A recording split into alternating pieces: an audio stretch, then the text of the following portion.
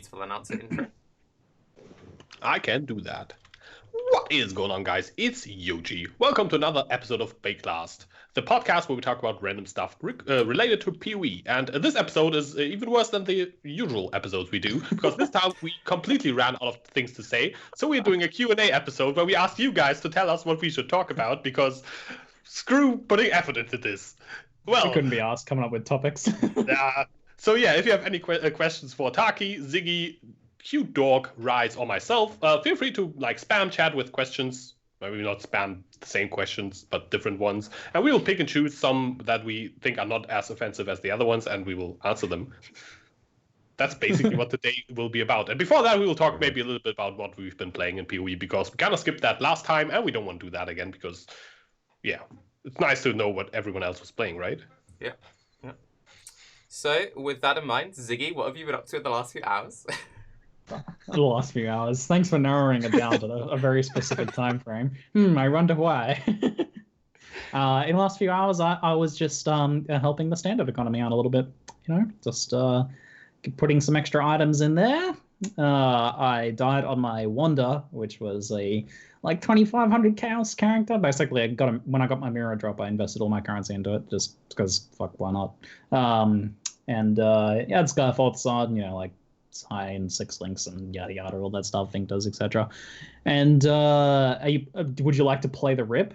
And I can provide my thoughts on the deck. It's been playing for the last 5 minutes. You're playing it now. On loop. It's been on loop the whole show, has it? Yeah. God. Yes. Wonderful. That's awesome. So it was it's funny, right? You'd think that the more expensive your character, the more painful the rip.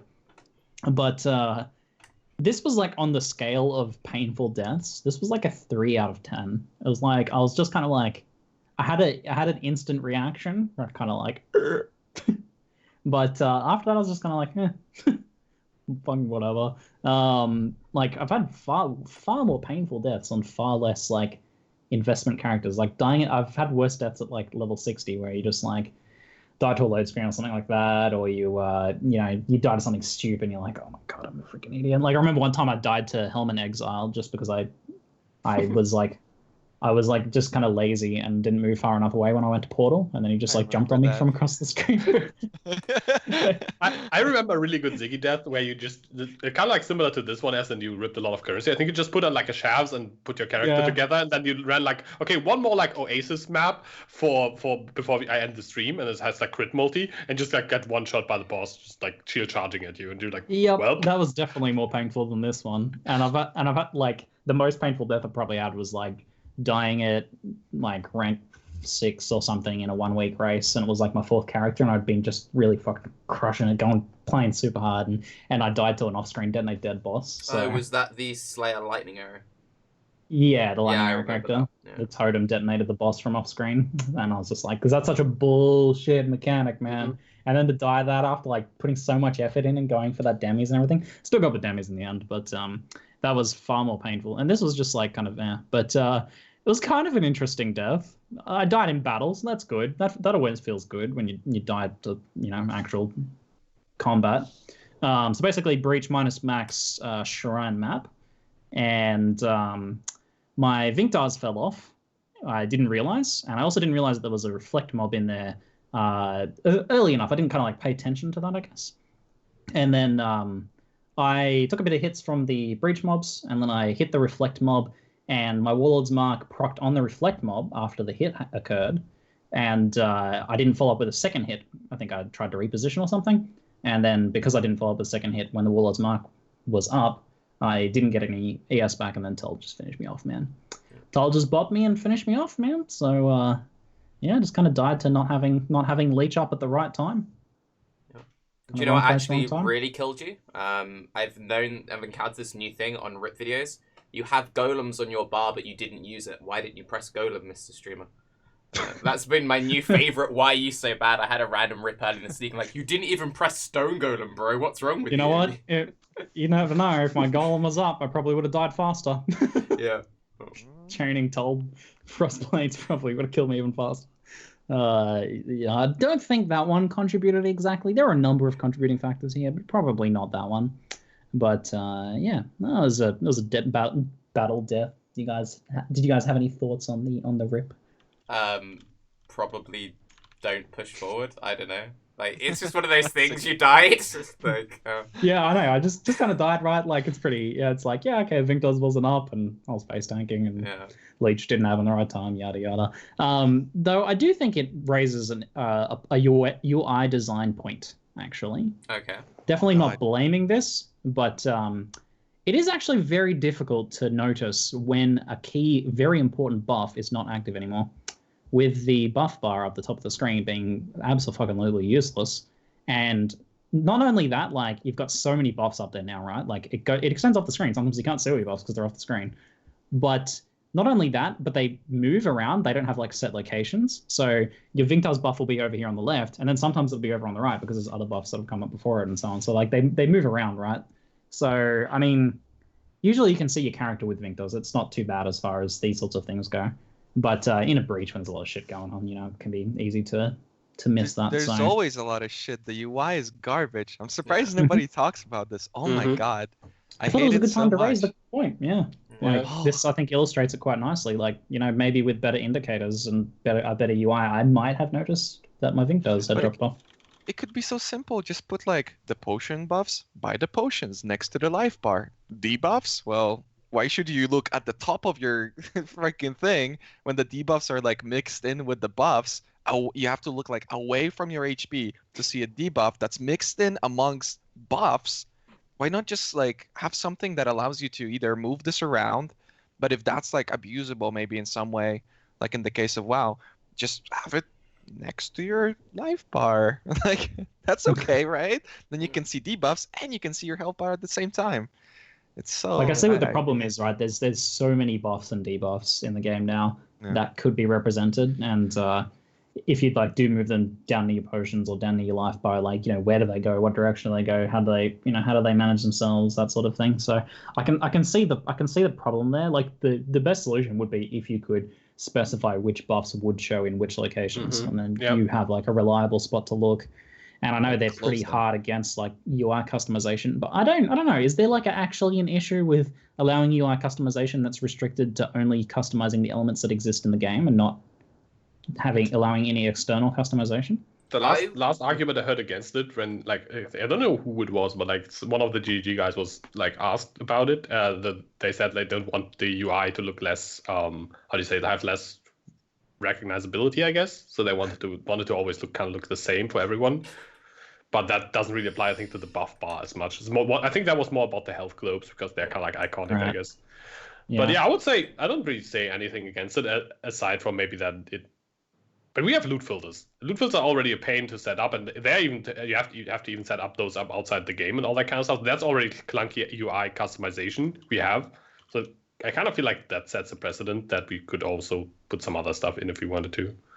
Yeah, I think you can very easily make it not shit, and I did actually talk about this on the last episode. Put timers on each individual flask, that's easy to track, then have a separate row underneath, which is just status elements and bleeds. It's, like, impossible for that to become too cluttered because you have ignite, shock, freeze, bleed, poison. Okay, that's 5. Maybe 6 if you have a slow. And then the flasks separate, and then all the other buffs are in the top being a clusterfuck. I mean, Mr. General CuteDog's chicken. if you use a Headhunter, it's like 20 of the same icon across the screen, and it pushes everything off. There's not even, like, another row. I guess it wouldn't matter, but yeah, so there's that. But, like, none of them indicate anything aside from the duration. Yeah. Like, it's just like this icon that just scrolls away. They changed it. You can't even like right click it, and you can't take off your Headhunter. I have to, like, when I get Shroudwalker, I have to go back to town and then, like, come back in. I lose every buff. Headhunter this is, like, literally the definition of PoE first world problems. My Headhunter has to go back to town every 5 maps. Damn it. I don't know. But yeah, you normally can right click buffs away, right? You can't anymore. I tried it, and then, like, I tried taking off the belt. All your buffs still remain. So ninja nerfs. Yeah. So even if that wasn't the case, you have to look through fucking 40 of them to click it away.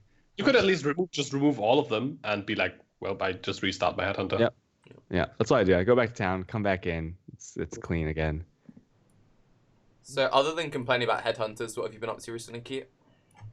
I've been playing a little bit of Vol Fireball. I got to level 100 on an Inquisitor, and now there's trouble in the Asian community right now. If you guys don't know, the Joshi and Baked Chicken have been saying that Elementalist is vastly superior to Inquisitor, and here I was playing Inquisitor to 100, so I felt kind of bad, and I was feeling a little salty. I was like, why am I promoting Inquisitor? So that's a wasted level 100. Yeah, what have you done?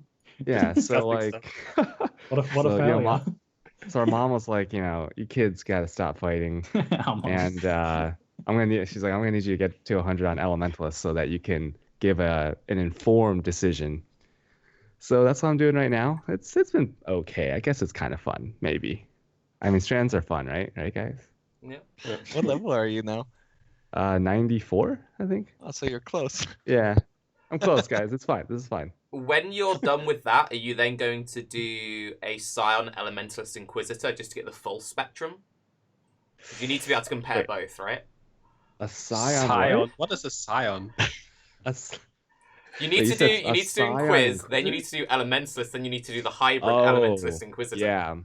Yeah. What do you even get for that? I have no fucking idea. I don't know what like the benefits are anymore. One extra Besides, it's been so long. Ooh.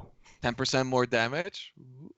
And you can do the thingy now. That's actually pretty cool. It seems like such a good thing with Scion where now with Uberlab, for like ever, you could start from a different side of the tree, right? And like anytime I try to use that, it's like I just saved 3 points. Amazing. I remember working out like the maximum of what it can save you is like 7 points or something. In like the best case scenario. I think it was 6 or 7 maybe. Yeah, it's like 6 to 8, but most of the time you would skip some good nodes just to save more points. Yeah, exactly, that's the thing. I saved points, but it's like Harrier, it's a good node, but I saved it. Yeah, and everybody's CI too, so like you have to not pick up int nodes. It's like, okay, so I'm also losing essentially what is points on that, right? Because every 3 points, it's basically like a ES node. Does not feel rewarding. Yeah, I think the only time it only sort of works if you're somehow wanting to be CI and the bottom left of the tree, so you jump to witch start. Maybe that feels okay for the ES there, but yeah, it generally just feels pretty meh. But you're not that far away. The thing as Scion is you could just go through you're right next to it. Wheel and whatever, and you can always like just take the jewels because they're kind of like worth it, and then you're almost there anyways. That's why you only save like 7 to 8 if you're really trying to save a lot. You force yourself not to pick up the jewel, and you force yourself not to pick up like EE or Foresight, leadership, like all these things that are just way too good. We're jumping ahead a little bit, but how would you feel if instead of the Uber Lab, they could spec into a third mini option? Because it always felt weird to me that when they added Uber Lab, Scion didn't really like get anything fancy. It's like, oh, an extra 2 skill points. I mean, I'm already struggling to find like 2 good. Oh yeah, they'd have to make them not shit. Of the mini classes, like if I had to find 3, it would be even more difficult to find 3 things that are good for my build. I mean, there are some skills that a Scion can work, like where you can pick 2 things that are actually worth it, and you're like, all right, yeah, I can make this work. Like I think like Caustic Arrow or Essence Drain kind of works as a Scion, for example. But for most skills, finding 3 that actually give you relevant bonus is not that easy. I think they would kind of have to find something a bit better. Like most of them are on the same class usually. Yeah, that's a big issue. Oh. So, what have you been up to, Raiz? Sorry, I was just talking with Elena. Elena's back. Has been. It should be in everyone's channel. Yeah. Oh yeah. It's every channel, right? Yeah. I think as soon as you get like 100 viewers or so, she just like comes in with like, "Hey guys." And that's the worst thing too. Listen, I get it. I'm a sellout, but people come to my channel and they're like, I can't take this guy. He has follower mode on. I'm like, I'm trying to protect you with this thing. I don't want to have follower mode on. It's so bad. Follow mode? No. That's so exclusive. How can I press the follow button? Yeah. And I had follow mode on. I didn't even know. No one's ever complained about it. Like, I had it on. I didn't even know, man. And then I saw someone complaining about it on your channel and calling you a sellout for it. I'm like, what the fuck? I'm pretty sure everyone uses it. I didn't even notice. Freaking click to win, chat. I hate that, man. You guys are such scumbags, guys. You have to click a button to chat. I mean, what is this? I already clicked the button to get to your channel. That has to be enough clicking. The saddest thing about that it's the truth. But I've been like playing Ice Shot again, like a prolific ice shotter, and it's been really good. Surprisingly, I think the old ice shotter, the one with like a single projectile way back, like the railgun ones, they worked really well in that meta, and I feel like this one works really well too right now because you have enough damage to play like a Pathfinder. That way you have enough of everything so that you basically have like the max mobility a bow character can have because of like adrenaline with the alchemist or whatever prefix. And then on top of it, it obviously works really freaking well with Dying Sun, even though 45% AoE on my ice shot setup is apparently 1 radius. I think it was like with 45% AoE, my radius goes from, because I'm using the Omen stuff, right? Yeah. It goes from 25 to 26 or something on the cone. It's like really, really, really bad. And yeah, but you're allowed to use GMP, so you've got like 8 projectiles, or even more if you want. I think you can get a maximum of like 11 projectiles, so it just covers the entire screen. And on top of that, you've got that prolif. It's actually like a really solid bow build. I don't know. I've been having a lot of fun with it, but if you want to play something like that, if you're nostalgic about the old stuff, and if you want to play a decent bow build, play it now, because probably with the double dipping changes, it's going to be completely dead next patch. And aside from that, I restarted like my stuff too on solo self-found, and I've been learning how to race with melee, and it's been a ton of fun. It's always hard to like put yourself out of that comfort zone, where you're like, okay, I'm going to try something completely new now and totally suck at it, and everybody's gonna laugh at me. I'm gonna die to piety, that sort of stuff. But it's been really freaking fun. And in general, if somebody is like tired of the game right now, I think if you want to be a special snowflake, migrating everything from solo self-found and having like a completely fresh reset actually feels really good. I don't know. I thought it was gonna feel just punishing and everything, but I restarted everything and it feels great. It feels like what you did. Okay. I was like, do you migrate? So you migrate everything from solo self-found to normal, so your solo self-found was empty again.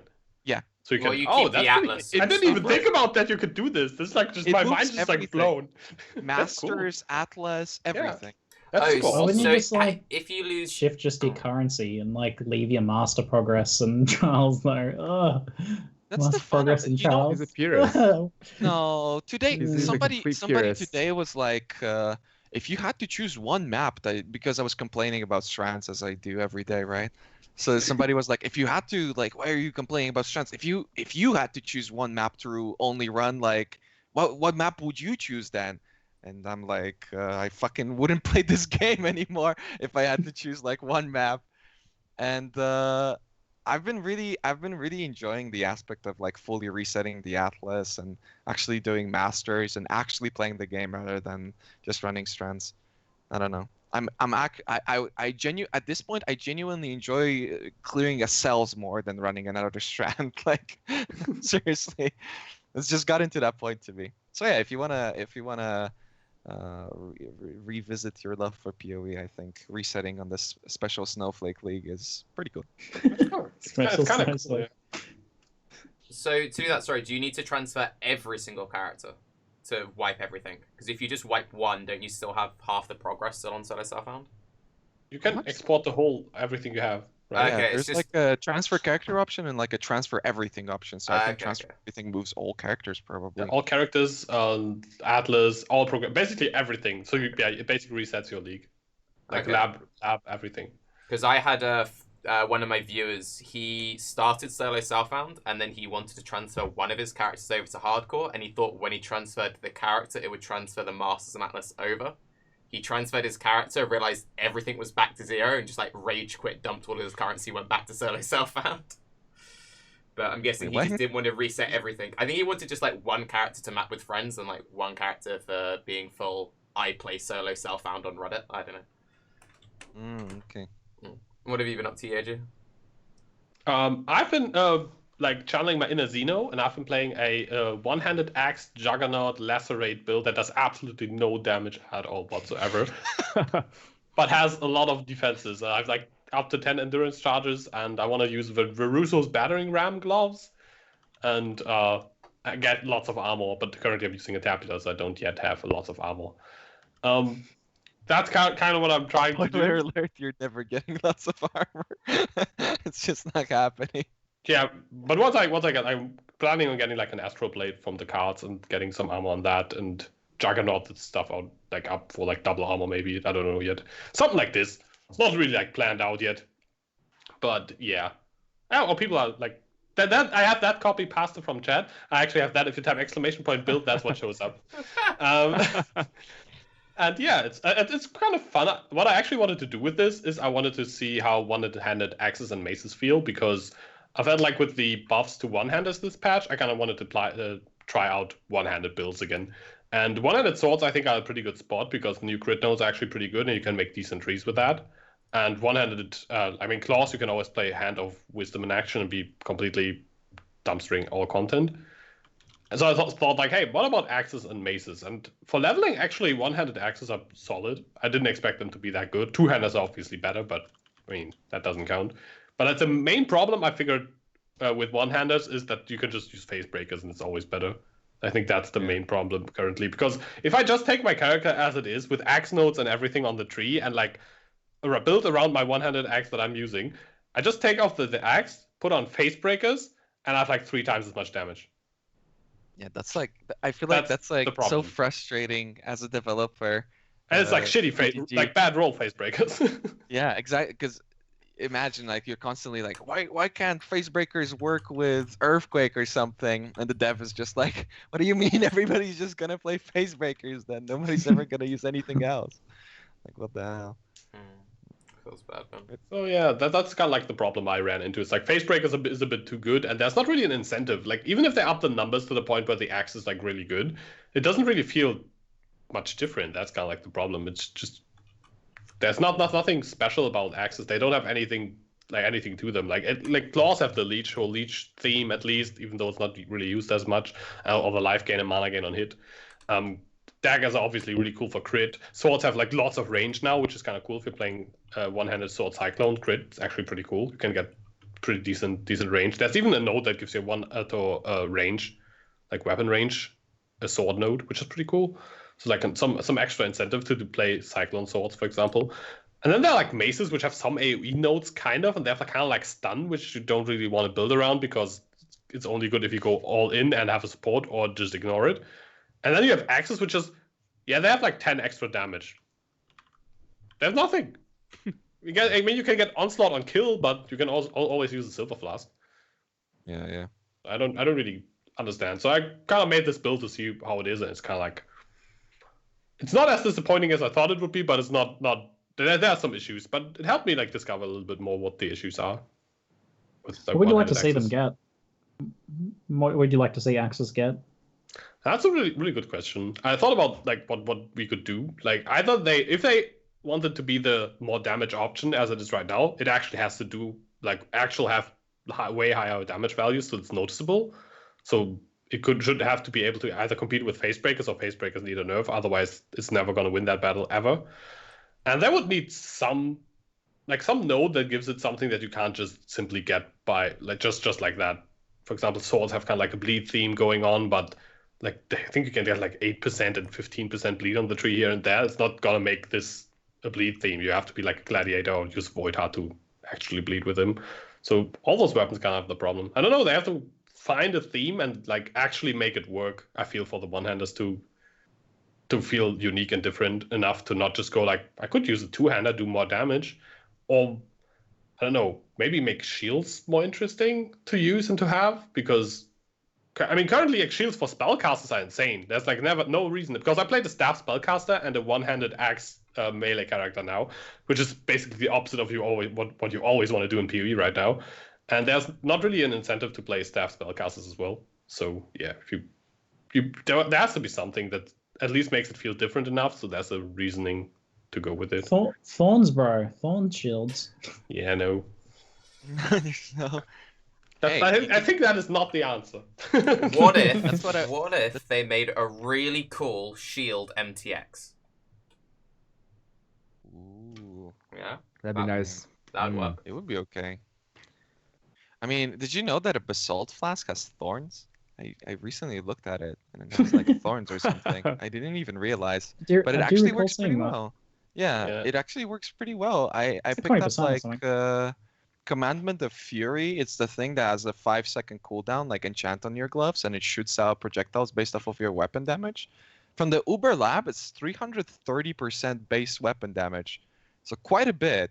And you've got a basalt flask, and it basically works like a cast when damage taken with leech build. It would like on the ice shot build, it would fully heal me up with leech, with no Vinctars or anything. And I had like only the claw nodes for leech. It's pretty cool. I think a lot of people underutilize it, and it's like Vol Fireball too. It goes 360, just minus the AoE. I saw that when you were running, and I was like, holy shit, that thing's insane. You're basically killing stuff with that. It looks like you're playing a Vol Fireball build. Yeah. It also looks really cool. Like the first time I actually noticed that it exists is when I randomly got on a glove and I was like, wait, I'm throwing like hammers out. I was playing Earthquake at the time. I was like 360-degree angle hammers. That's cool. And yeah, it actually does a lot of damage, the Uber Lab one. Yeah. I didn't even know that's a thing. I was like, wait, so are all these enchants the same? Because they don't, you can't really look it up anywhere. They just have different names from like normal, cruel, and everything. I'm like, are they the same thing? Should I go for the Uber one? Like, which one does what? Like, how does that work? And then the wiki doesn't say anything, so I had to go like PoEDB, find some like super old thing, and figure out which one has a difference. Because it's just all the same thing. Otherwise, it's really, really tough to figure out. Well, before we get into the Q&A, I have been, much like Raiz, going fuck Strand. I've decided to join the pleb life, and I'm doing all of the reds. My Atlas is fucked. It's fine though, because I mostly play duo, and my friend, his Atlas is fine. So if I ever want to have enjoyable maps, I just go, Kane, come carry me. I want to do real maps. But I did I attempted a Val Temple yesterday with 2-player HP, and the dude bailed after getting tapped once, and I decided to stay and fight the boss, and you can imagine what probably happened 5 portals later. So I need to make a new character. So yeah. Didn't that as always, basically, or something? So that again, sir. The map didn't have like Vuln or something? Or yeah, it was a pretty. Basically, this is what happened. So I decided on the stream, you know what, guys? People keep saying I'm only doing Strand. I'm just gonna quite happily just fill in all my Atlas. And there was this one dude, I think it was Division. He was like, "Yo, I also want to fill in Atlas. If I buy some corrupted maps, will you run them with me?" I'm like, "Sure." And he was buying the sketchiest fucking maps. Going into the boss room, getting hit once, panicking and leaving. And he was he bought an overgrown rune with shocked ground, crit multi extra damage. And he was like, it was the cheapest one. And I'm like, really? This is I wonder why that would be cheap in hardcore. I have no idea. It's just the cost of your character. Yeah. It's a good trade-off. It was like, dude, it's like the other one's like 2C more. I'm like, fine. And he was playing some.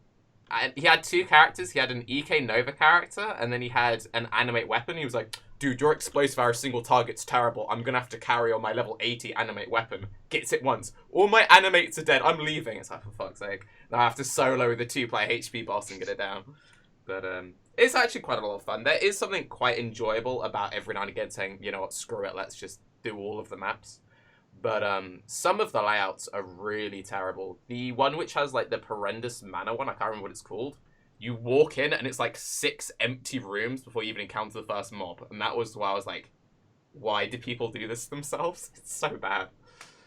But yeah, basically, I hope they do some Atlas changes. I don't think that we'll get many in the next patch though, but oh well. So the first question, this is for everyone. Can each of you say the last thing you've actually learned in Path of Exile that made you a better player? Sure. So, if you guys ever play Diablo 3, you know, like the Quinn 69 trick where you bind your attack in place to a number pad key and you hold down the number pad key, you disable numlock, and it acts as if you're always holding that down.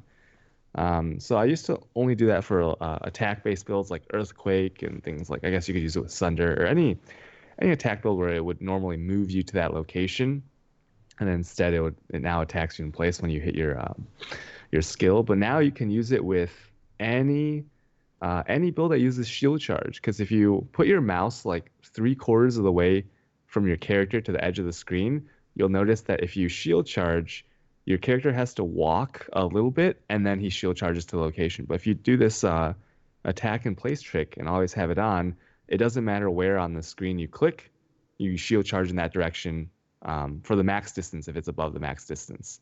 And so that saved me, a couple milliseconds here and there on the strands, and it feels pretty good. It definitely feels smoother. So. Okay, mine was the same thing actually, because I learned that yesterday. I learned it like 2 days ago, yeah. Because I'm using shield charge on my super powerful Marauder, and I was like, this feels awkward. And then someone was like, yeah, you can like do this trick. I was like, what trick? And until I figured out what he meant, it took forever. But now, yeah, it's really good. It doesn't only work in strands, works in every map and in Dried Lake as well. And it's really cool. Wait, what did you do? I don't get it. What am I missing here? Okay, so you imagine you imagine if you click on the edge of the screen with something like, say, Earthquake, right? Right-click your Earthquake at the edge of the screen. Your character walks to the edge of the screen, hits the Earthquake. That's it. If you do this trick where you change in your settings your attack in place from shift to a number pad, you can hold that. Let's say I change it to number pad 9. I can hold down number pad 9 when I'm in game, disable number lock, let go of both, and then now whenever I right-click anywhere on the screen, I no longer walk there and then attack. I just attack where I am. And so you don't need your pinky on the shift. So now with shield charge, it works the same way, where like shield charge, if you were clicking close, you just shield charge there. But if you clicked farther away, your character would have to like walk a little bit and then do the shield charge. But now he doesn't have to do that. It just does a max distance shield charge if you're far away. So it saves you a little bit of time. That's like 50% less buttons clicked for Vol Fireball. That's crazy. The Holy value. shit. Yep. That's cool. It's pretty funny because the last thing I recall learning, like the last thing like that stands out to me is actually I was watching your stream the other day, Chicken, and you were talking about holding left click while you shield charge so that your character automatically starts pathing the moment you let go of shield charge, but instead of needing to like let go and then click and move around rocks and shit like that. So basically, like holding that left click while shield charge, it makes a difference. You wouldn't think it, but it makes a difference. I learned that from Carve some weeks ago. That's also pretty useful, yeah. Apparently, shield charging is really an art that you have to learn. It's not someone should just make a shield charge guide that's just like explaining all the shenanigans with movement skills, because you can actually do a lot. You can do a lot. You can do Chad's cool blowing things. up like Except chicken. Whirling Blades doesn't have anything cool, but like for instance, this is something that is useful in racing and it feels really cool, even though it barely saves you any time. With Flame Dash, you can actually teleport with bosses. So if you use, it's a frame perfect trick. If you use Flame Dash while the boss is teleporting, regardless of where it teleports, you will teleport with it. Oh yeah. So you can like jump with Mervel, you can jump with Piety as she's going around. Wow. It's really hard to pull off, but it's pretty cool. And also with Leap Slam, I learned recently that I've started like calculating because I started learning how to do the melee stuff.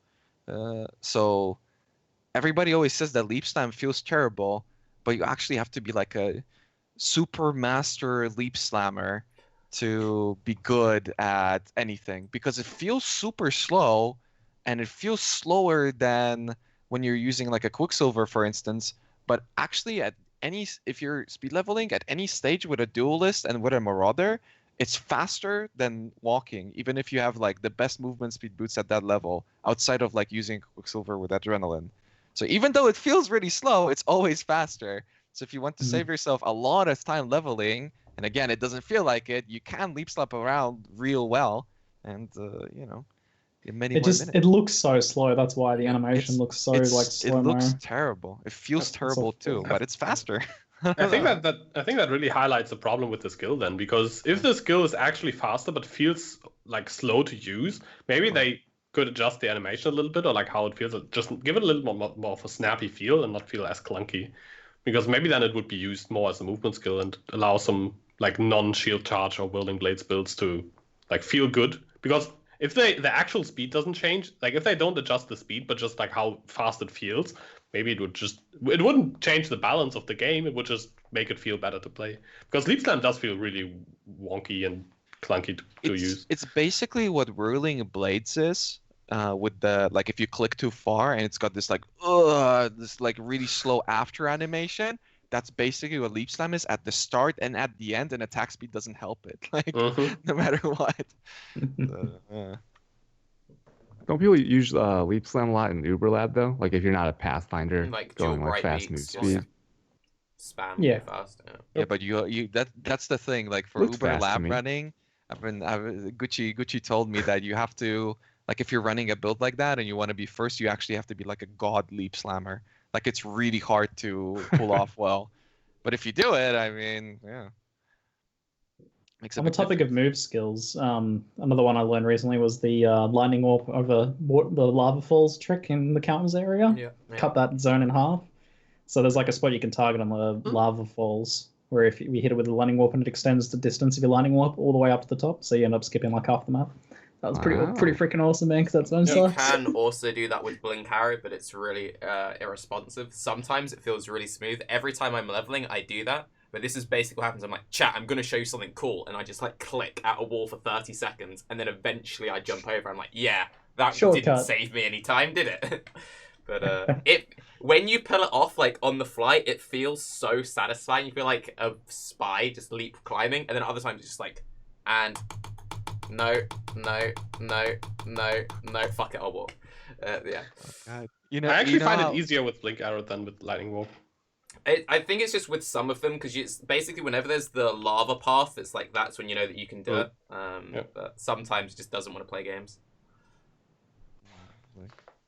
That's also the tricky thing in the river race, right? Where you've got the big broken bridges. It feels natural to go to the small end, and sometimes you end up in a situation where like you use up 3 flame dashes and you still don't get through. It's like fuck. And then for whatever reason, that place actually it's easier to jump through on the wider side. I don't know what it is, if it has something to do with the hitbox, but on the big side you jump through immediately, but on the small side of the bridge it like bugs out and you fucking can't get through 10 times. So yeah. Can you do? I think the main one for me, and this is really stupid, I think I just get into bad habits. I think a lot of players do this, is don't skimp out on shock and curse removal on flasks. I feel like what often happens with players is you get to a point where like you go, these are the rules I must learn, then you get greedy, you maybe watch a certain Australian attractive streamer and you go full DPS, and then you do that for a few weeks and you go, hang on, I play hardcore. Let's remove these things and let's go back to actually playing, intelligently. I think the main thing for me was when I saw you die on your solo self-found Corsica character Rise, and Netmos is just like, if he was using shock removal on a Basalt instead of an Iron Skin Granite, and I was just like, yeah, he probably should have done shock removal on that. It's just tiny little things like that. No, the granite was fine. My problem was the freaking adrenaline. It's just so good to use adrenaline on a bow build because you don't have that movement ability. So you're like, if you don't use adrenaline on your Quicksilver, you're cutting your clear speed by like half. So, I had Brine Rot, so I'm like, I can't get shocked on shocking ground. I think I'll be fine, right? And like the one time that's like the most common source, sure. Everything went wrong with there. Like I was occultist, and I put in my only yellow map in like 3 days, and it was a no regen map. So I had like 60 stacks, but then it was still no regen. And if I don't have full energy shield because I'm not regenerating, then I get stunned, right? Because occultist life. Like I got shocked on top of that too. Everything went wrong in that rip. What can you do? I feel like as a long-term player, half the battling PoE is like relearning the shit you've learned in the past. Yeah. Just like battling complacency constantly. Yeah, not forgetting the mistakes you made before. It's pretty important in hardcore, especially. Shiver Shell. I've died to Shiver Shell multiple times, like a decent amount of time between. And every time I'm like, not gonna forget that this time. You get like Frostborn, you're like, what was this again? I remember something in my past. Some prior lesson scratching at the back of my head, bang. Okay, this one's for CuteDog. How do you feel about that's me. The return of the true Lord Baked Chicken? Yeah, I remember I was in the Joshi's chat when I got the little gray notification that says your friend. Baked Chicken has started watching. I was like, wait, what the fuck? It's been like 8 months. Who is this? And he started chatting in Joshi's chat. We were like, is this real? And it was it's real life.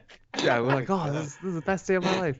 And he said, I'm gonna start streaming on April 1st, and we're like, wait a minute, it's April Fool's. So we're a little worried, but he's back, and I think for a lot of us, we learned a lot from Baked in terms of clear speed meta. So it's good to have him back. We're planning on doing an Asian triple stream when beta comes out with me, Baked, and Joshi. And whoever gets to level 100 last on the Elementalist has to be the bitch boy Orabot. So I'm going hard this weekend because I don't want to have to play Orabot. Oh my god, not the bitch boy. Everything but that. So yeah, I learned from Baked Chicken about marketing, man. His stream, like the legend of Baked Chicken. He was like, rocking 200, 300 viewers, then didn't stream for 6 months, comes back 3,000. It's like, okay.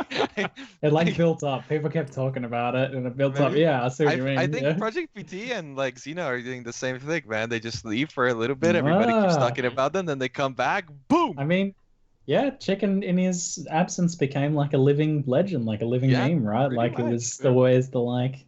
Will he ever come back? That was always the thing. Yeah. If Discharge is buffed again, maybe. Imagine if PT came back, man. He'd probably get a shit ton of viewers out of the. He should come back if he leaves it long enough. Yeah. He should come back and play the Xbox version. I think that it would explode. Like Twitch would explode. Incredible. Yeah. That would be the marketing ploy of the century.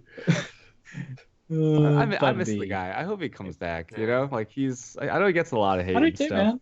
For like the demeanor and stuff, but I like the guy. You can't have everyone just circle jerking gee, right? You need like that dissenting voice in your community. Yeah. I'm waiting for Xeno to come back and only play Queen of the Forest builds. But he comes back, I am evasion. Just like, I have reformed. I am the evasion now. The meta has changed. Everybody, like, CI gets just completely demolished. Everybody's playing life now, and Xeno's playing fucking CI at that point, just to spite everybody. He will be the CI. Oh boy, it's not good. That's good then. At everyone, I'm curious, what do you all think about a possible system where you can craft items from certain sets with each other to finish the rest of that specific set? Currently, duplicate MTX have no real use, and providing a system where you can craft specific items together can help with improving the current loot system immensely. So basically, MTX dude is complaining that he got too many boots and gloves. Wait. I think we could open with Ziggy on this one. Maybe Ziggy knows something that we don't. Wink, wink. Anything? Duplicates? Nope. Oh, man. Is that a nope or a nope? All right.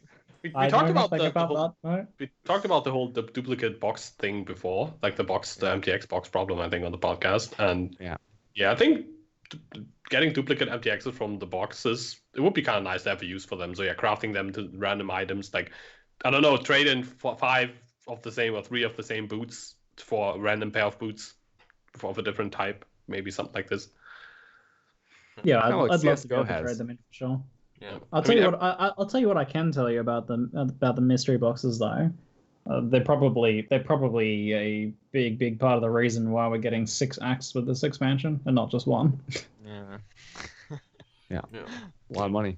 Yep. That might also be the reason why some people don't have money to like buy food and stuff because they are gambling addicted. Oh my god, here we go. Hey guys, I don't know. I still think they are like really scummy thing, and I'll keep reminding people of that because it's like really horrible. I agree with you that they're not on the brightest side of the spectrum, but I don't know if it goes that far. I think you'll be very proud of me, Yoji. The Lunaris set was on sale yesterday, and I didn't pick up my credit card, but I had to hold really. I was like, oh, I like that set, God. And I was looking at it just like, oh, it's on sale. I haven't got any points. I could buy points. Checks PayPal.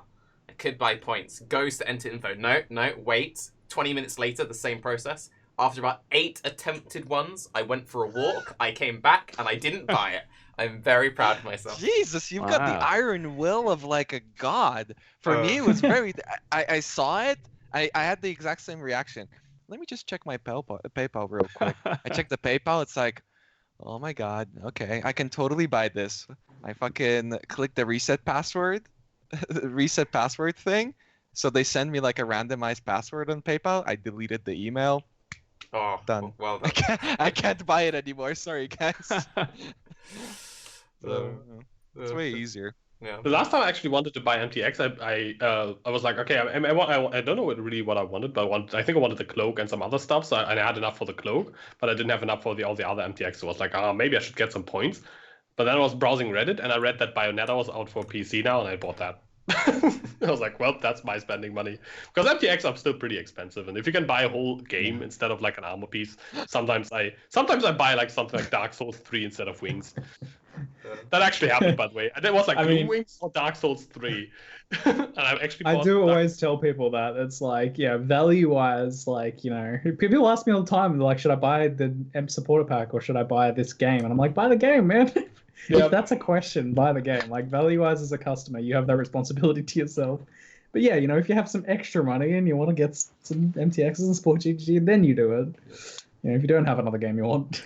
Yeah, that's exactly what I do. If I have like some like spending money, like gaming money over at the end of the month, I'm like, I don't really have a game I want to buy, and I'm like, might as well get some nice MTX, whatever. I always wanted the Lunaris set. That's kind of what I do at the moment. Not the other way around. Not like, do I buy Dark Souls 3 or Gloom Wings? Difficult decision. You like the Lunaris set?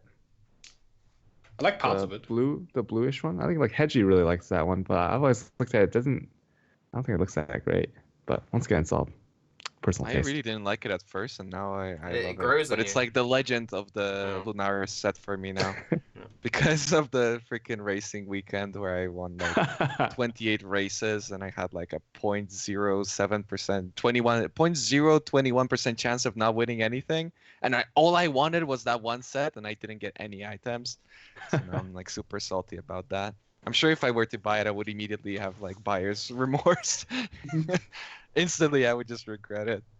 No, you need to buy it, and then a week later you get a message from GG Spot saying, "Oh, we've realized we never sent you your race rewards," and then you get the set.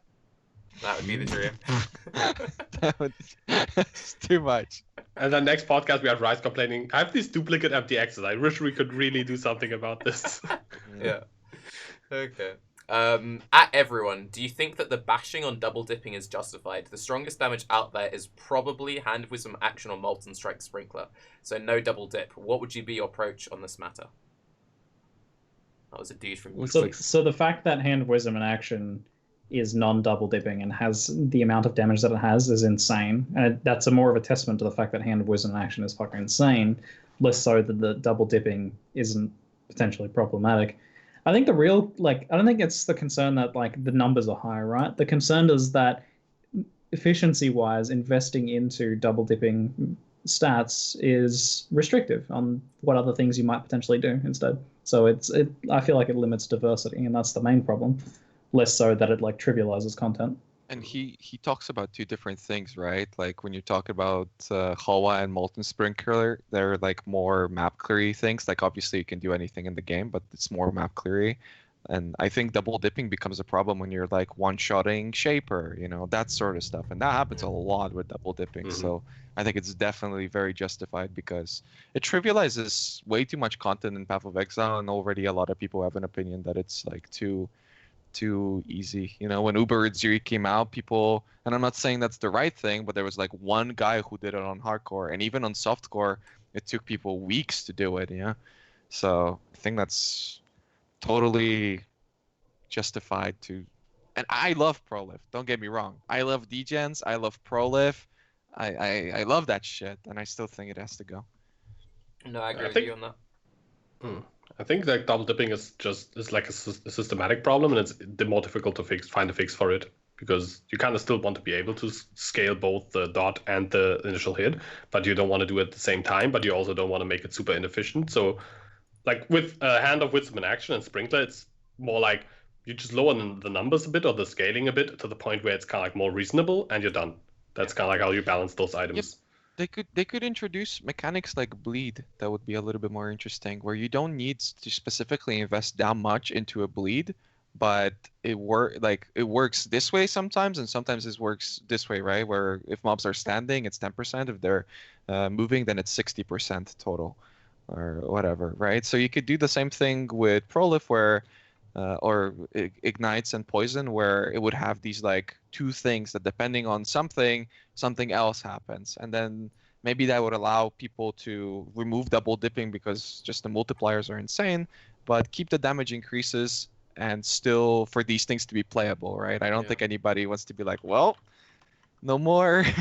I guess I'm never playing any ignite or poison build ever again. Like that would be a pretty big hit for the game. So they have to do something smart where it's just going to work out. Yeah. And they've been trying that too. I think I kind of disagree with Yoji in that it's a systematic problem. I think it's a systematic side effect in that, like, the fact that, you know, fire damage just happens to scale both of them because of the way they originally coded it.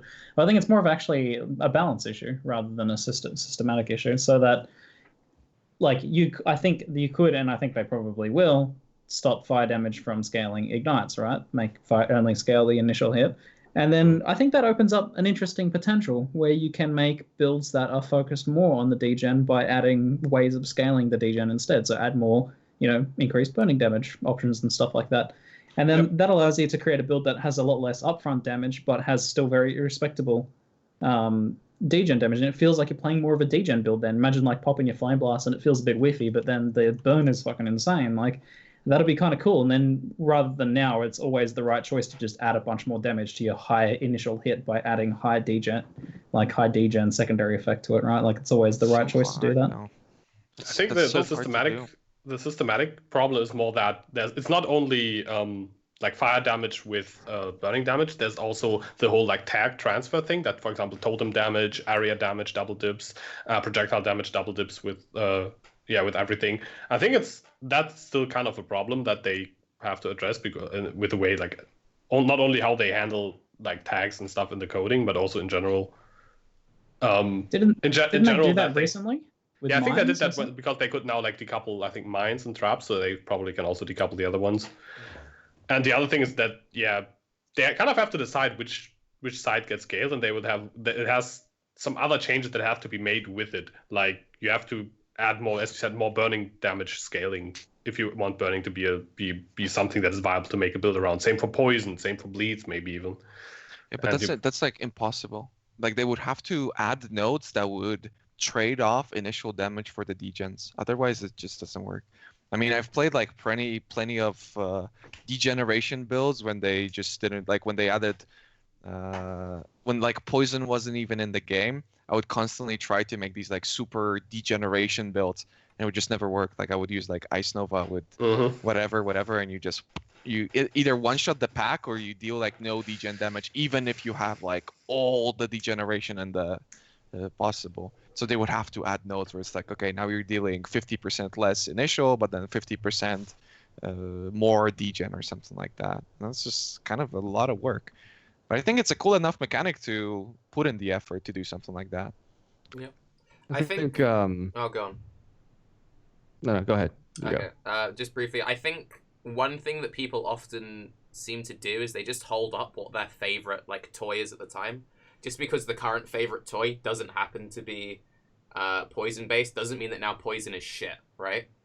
If currently the top thing was like, let's just say the most recent hype train, everyone was still going on about poison barrage, everyone would be saying, oh, poison double dipping is broken because that's currently not what everyone's favorite toy is, people are saying, well, it can't be that bad because this build exists. Just because other good builds exist doesn't mean that other very easy way of scaling is a problem. I do definitely think that it is weird that on most Ignite-based builds, you would never want to use the burning support gem because it just does nothing. And you would never want to take the burning node at the top left near Templar. The fact that that is something you would never consider doing is a sign that, yeah, they need to go back and actually rethink some of the support gems. But the main thing is just it's very efficient scaling. And if you can't understand that Ignite and Poison scales way more efficiently than anything else does, then you're not paying enough attention. But yeah, go on, CuteDog.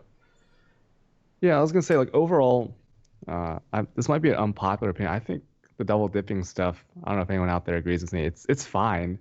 Because, and here's why. So let's just take clear speed, right? And there's like builds like Volspark, Volfireball that are the absolute best at clearing, right? The only thing that limits you is how fast can you shield charge to the boss from the beginning of the strand with a Bright Beak, right? That's the only thing. And then any other build that you compare it to will be vastly slower, okay?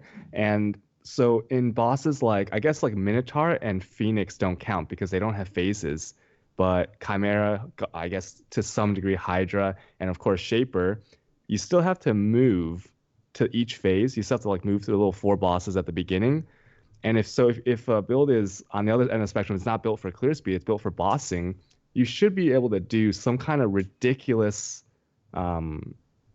damage to the boss, right? Because I've played the double dipping build I've tried out for a couple days was last week. I tried Abyssus, Physical, Var Nostra, Assassin, Blade Flurry. And on bosses, well, on 3 out of the 5 endgame bosses, it felt amazing, right? It was great. And it, like, you just see like the health bar like tick, tick, and it's like, and it's gone.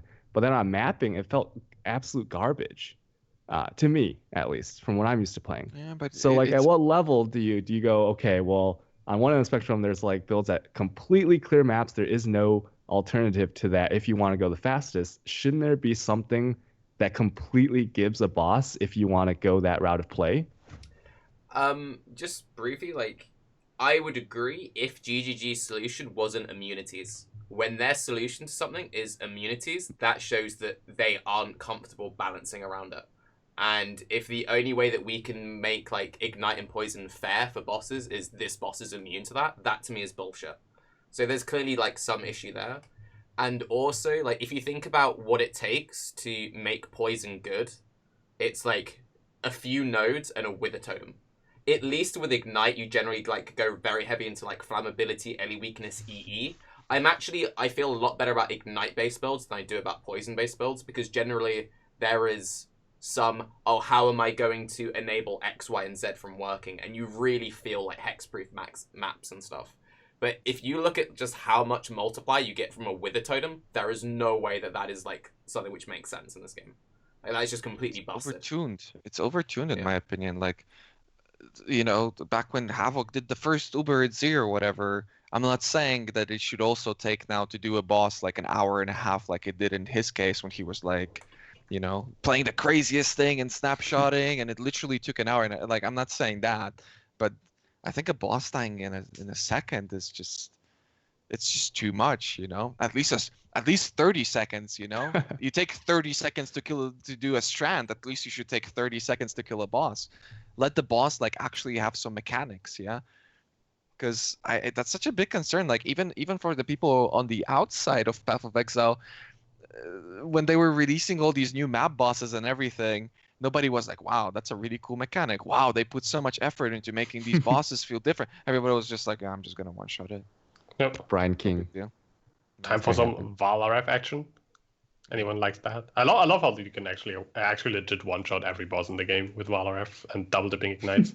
That's cool there, though. That's cool because you can kill yourself every now and then. Yeah, because it's like really your cat risky. jumps on your keyboard, it goes off, you just die immediately. Like, shit. I mean, you don't use it for mapping. You just like the build I've seen that I really liked is it used the Arbor of Zeus to like walk through the map basically, and then they went to the boss and pressed Valaref, and that's the map. And that actually has like Arbor of Zeus clear speed, so movement speed clear speed, and then you just like Valaref the boss and be done. And that works every map in the game. Well, you then try and do an essence, and you forget you can't leech against essences and die. I've seen like 4 different people die doing that with Valrighter's Fire. Yeah. That's Has what to I be a bit always see. careful with essences, yeah. This build is so freaking amazing. Check out my build guide. And then a week later, it's like a video of him like running through normal ledge and like misclicking a button and just dies to like a white skeleton. That's why I like it. People get punished for that shit way too hard. Okay. I think it's interesting to think that tangentially changes to double dipping kind of could open up the potential for changes to other elemental status ailments as well. Yeah. Like some things that could potentially bring lightning and cold back as interesting elements and not just elements you convert to fire. So I expect that we might see something in that regard. Like Rory did already confirm, I don't know if you knew this when you were talking earlier, Tarke, but they are changing immunities soon. I can't remember if it was in 3.0 or slightly after, but immunities are changing. And I expect that we'll probably see some elemental ailment changes as well, something to make cold and lightning more interesting and played would be quite nice. And I think that might stem out of double dipping changes. Do you think they'll ever go back to like shock stacking, or do you think they'll just completely change the mechanic? Who can say? I don't know. I think it does. I was thinking about that. I was watching an old Crib video and I was just like, if they reverted this, nobody would have a problem really with shock stacking. Like it wouldn't change the game. Yeah. Maybe it would make Volspark better than Vol Fireball again or something. But outside of that, nobody would have a problem because like most things you one shot anyway. Well, I wonder if it would have. It would make the game a bit scarier because being shock stacked on yourself is pretty scary. Yeah. But I guess that would probably just make like Raider and Pathfinder more popular, and maybe Rise would then start running shock removal flasks. I don't know. I would, yes. Yeah. That would have saved my character. It's GGG's fault that I died. Never mind. Well, I could use my Verusa's battering rams because they make you shock immune. Ooh, shit! You can use the Tricone. I'm prepared. Fairgrave's meta. Oh yeah, Fairgrave's meta. Here we go. And that's old school stuff. Yeah, that's some old school stuff. Fairgrave's, right. Okay, now shock was scary shit back then, eh? Yeah, it was. Like those arc mages in the piety area. Holy crap! If they like chain to you or something to your totems and then like shock stack you 3 times, you just die. Yeah. Now with an IRL question, which I think we're all going to reply with. I don't know. What is your favorite movie? That's always a hard question. That is a really hard one. Yeah. So I spent like a few hours thinking about this yesterday. It's like entertaining. I know mine. Or the. Go on, Yoji. I love movies too. Like I love Spirited Away. It's the English name. I love that movie. It's super awesome. Oh, you would love that. Also, the new Beauty and the Beast is pretty good. Katana collection. Come on. The new Beauty and the Beast I actually liked a lot. I watched that. The new Beauty and the Beast movie was great. Fucking magical. Yeah, it was actually good. I was like, I was really not sure if they could capture the like magic of the old, but yeah, they did like really well, like really well. Yeah, a couple of new original songs too. That's nice. Like 3, I think. Pretty good. Yeah, they weren't very good though. I think the one from the Beast was pretty good. I like that one. The last one, that one was really good. The other ones were, I don't know, didn't match up. Podcast now. Match up with the other ones. Yeah, that's what we do. We're not sponsored by Disney yet. But we're working on it, guys. We're working on it. Right. What about you, Rise? You said you knew. It's quick. I Sell the Dead. If you haven't seen that movie, watch it. It's I Sell the Dead? Yeah, I Sell the Dead is the title of the movie. It's part comedy. It's really good stuff. Just check it out. Go into it with no expectations. I guarantee you will be very satisfied. And I probably love it for exactly that it's just a movie that nobody knows, but it's really good. Yeah. 6.1 took me so much by surprise. IMDb score from 2008. Oh, it's on IMDb. Look up Billy Liar. I think that's my favorite film, but it's one of those things, if it's not even that good of a film, it's something I watched when I was like 17 and I just related to it a lot and said, if I ever watch this again, I know it'll be shit, but it meant a lot to me when I was like 17, so it's good. The 1963 or the 1960s black and white, like North London, pretentious as fuck. Let's go. Yeah, 7.5 IMDb. Oh, 7.5. Got good taste. A lazy, irresponsible young clerk, so basically about Tarke. Yeah. In provincial Northern England, yes, about Tarke. I'm not in Northern England. Take that back, bitch. Yeah, you're living in Jordan. its own fantasy, in its own fantasy world, and makes emotionally immature decisions about MTX. No, okay, that doesn't say that, but yes. As he alienates his friends and family. Yep, that's about Tarke. God. It's got too real, too fast. Next question, goddamn. Very comfy to get depression. Hello. Okay. This will bring everyone back up. At ZiggyD, what hair products do you use, and how long does it take to do your hair in the morning? I honestly don't know what my hair product is. It has a yellow cap. I just get the same one every time, and I just recognize it because of the yellow cap. I use like a putty, I guess, a putty thing, and it takes like 2 minutes. What are we expecting? I don't know. Someone to know. How does different every time too? Yeah. I never get asked about my hair product. Sorry, Yoji, what hair products do you use?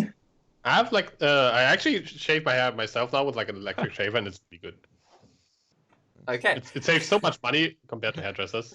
It's insane. I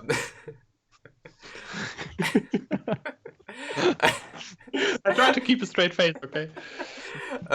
How does an average player bridge the gap between I've made it to maps and can do a few and true endgame, Shaper, Ubrit, Zeri, etc.? Still working on it. I think I like that about it, that it kind of, you know how when Diablo 3 was advertised, it was like, when you finish Hell, the game is over. But if you go to Inferno, nobody fucking goes to Inferno.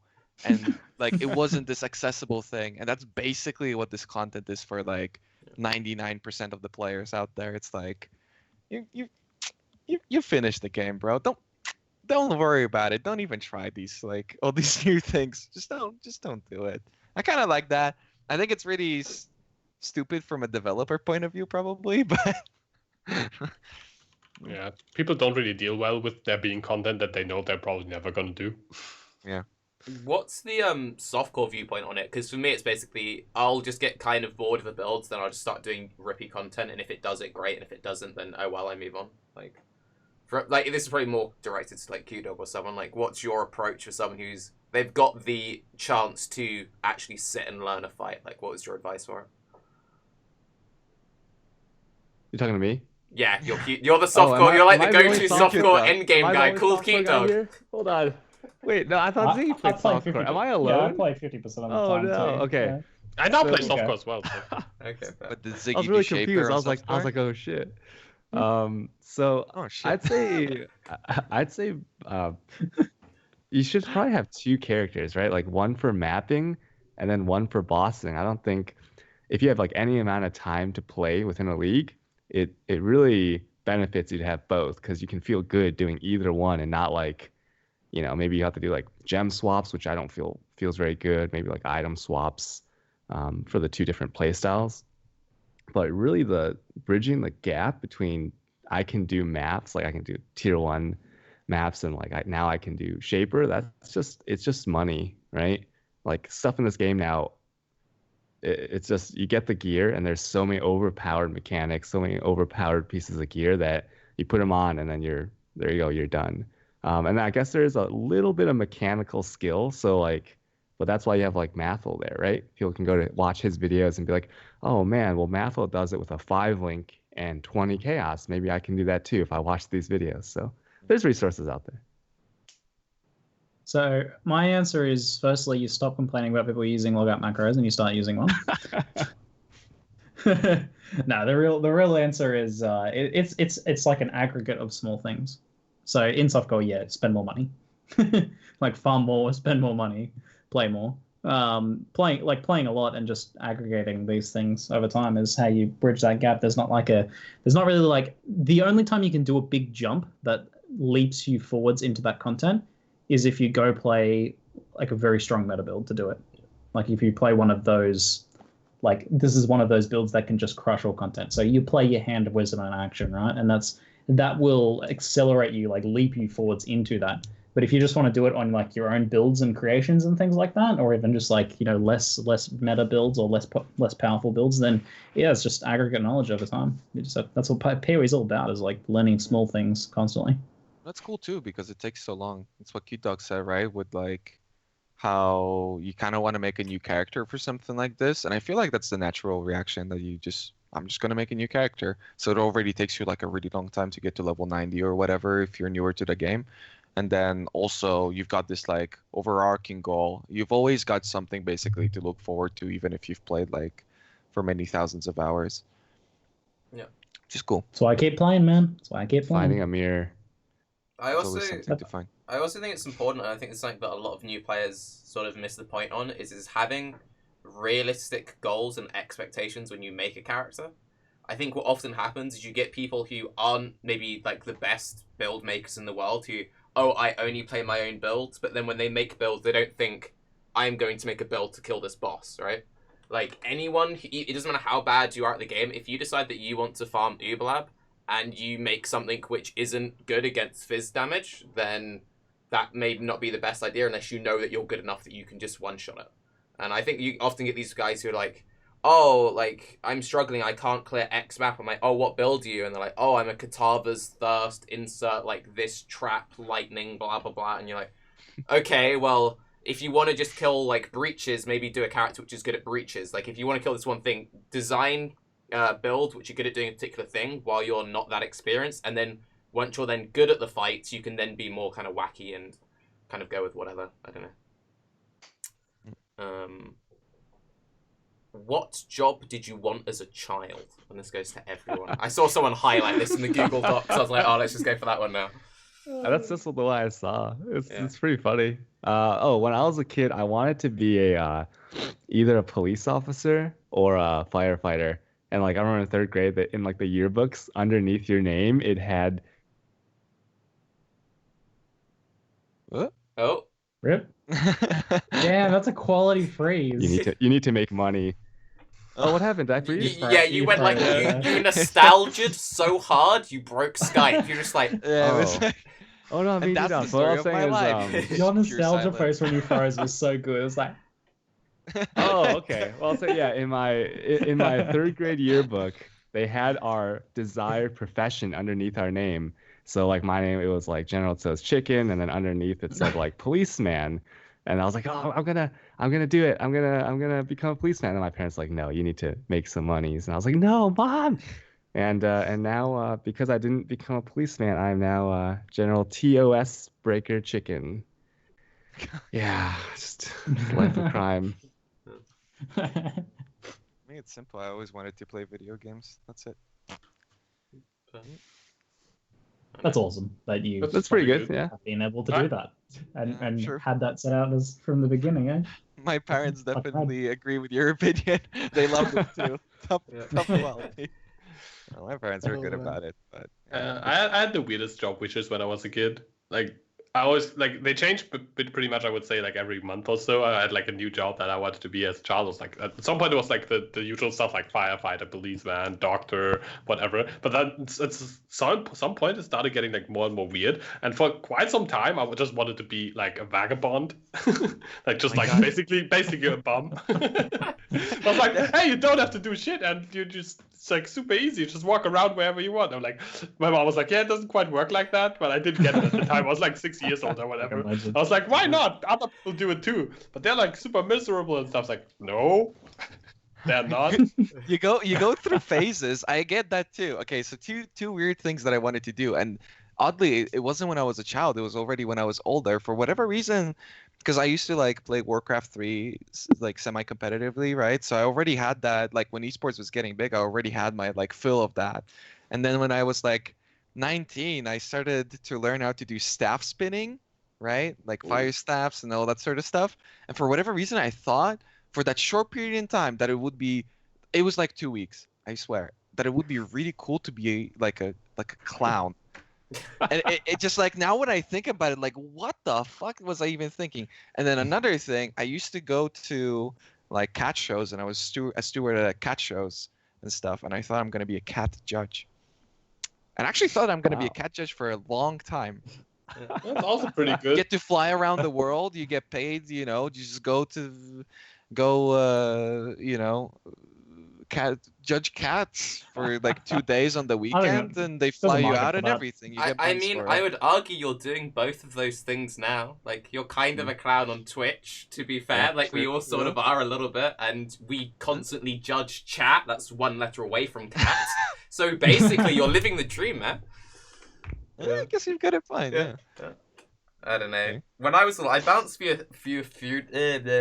bounced through a few different things I wanted to do, but I very vividly wanted to be like a radio presenter, because when I was little, I used to just listen to the radio constantly, and again, cats. I thought that maybe what would be cool. I don't know. To me, like, this was like, okay, you're like 11 now. You've learned about the world. You've got realistic goals and expectations. You're probably not going to be prime time entertainment. I was thinking I could probably get a job somewhere doing like the midnight shift, just talking about random shit.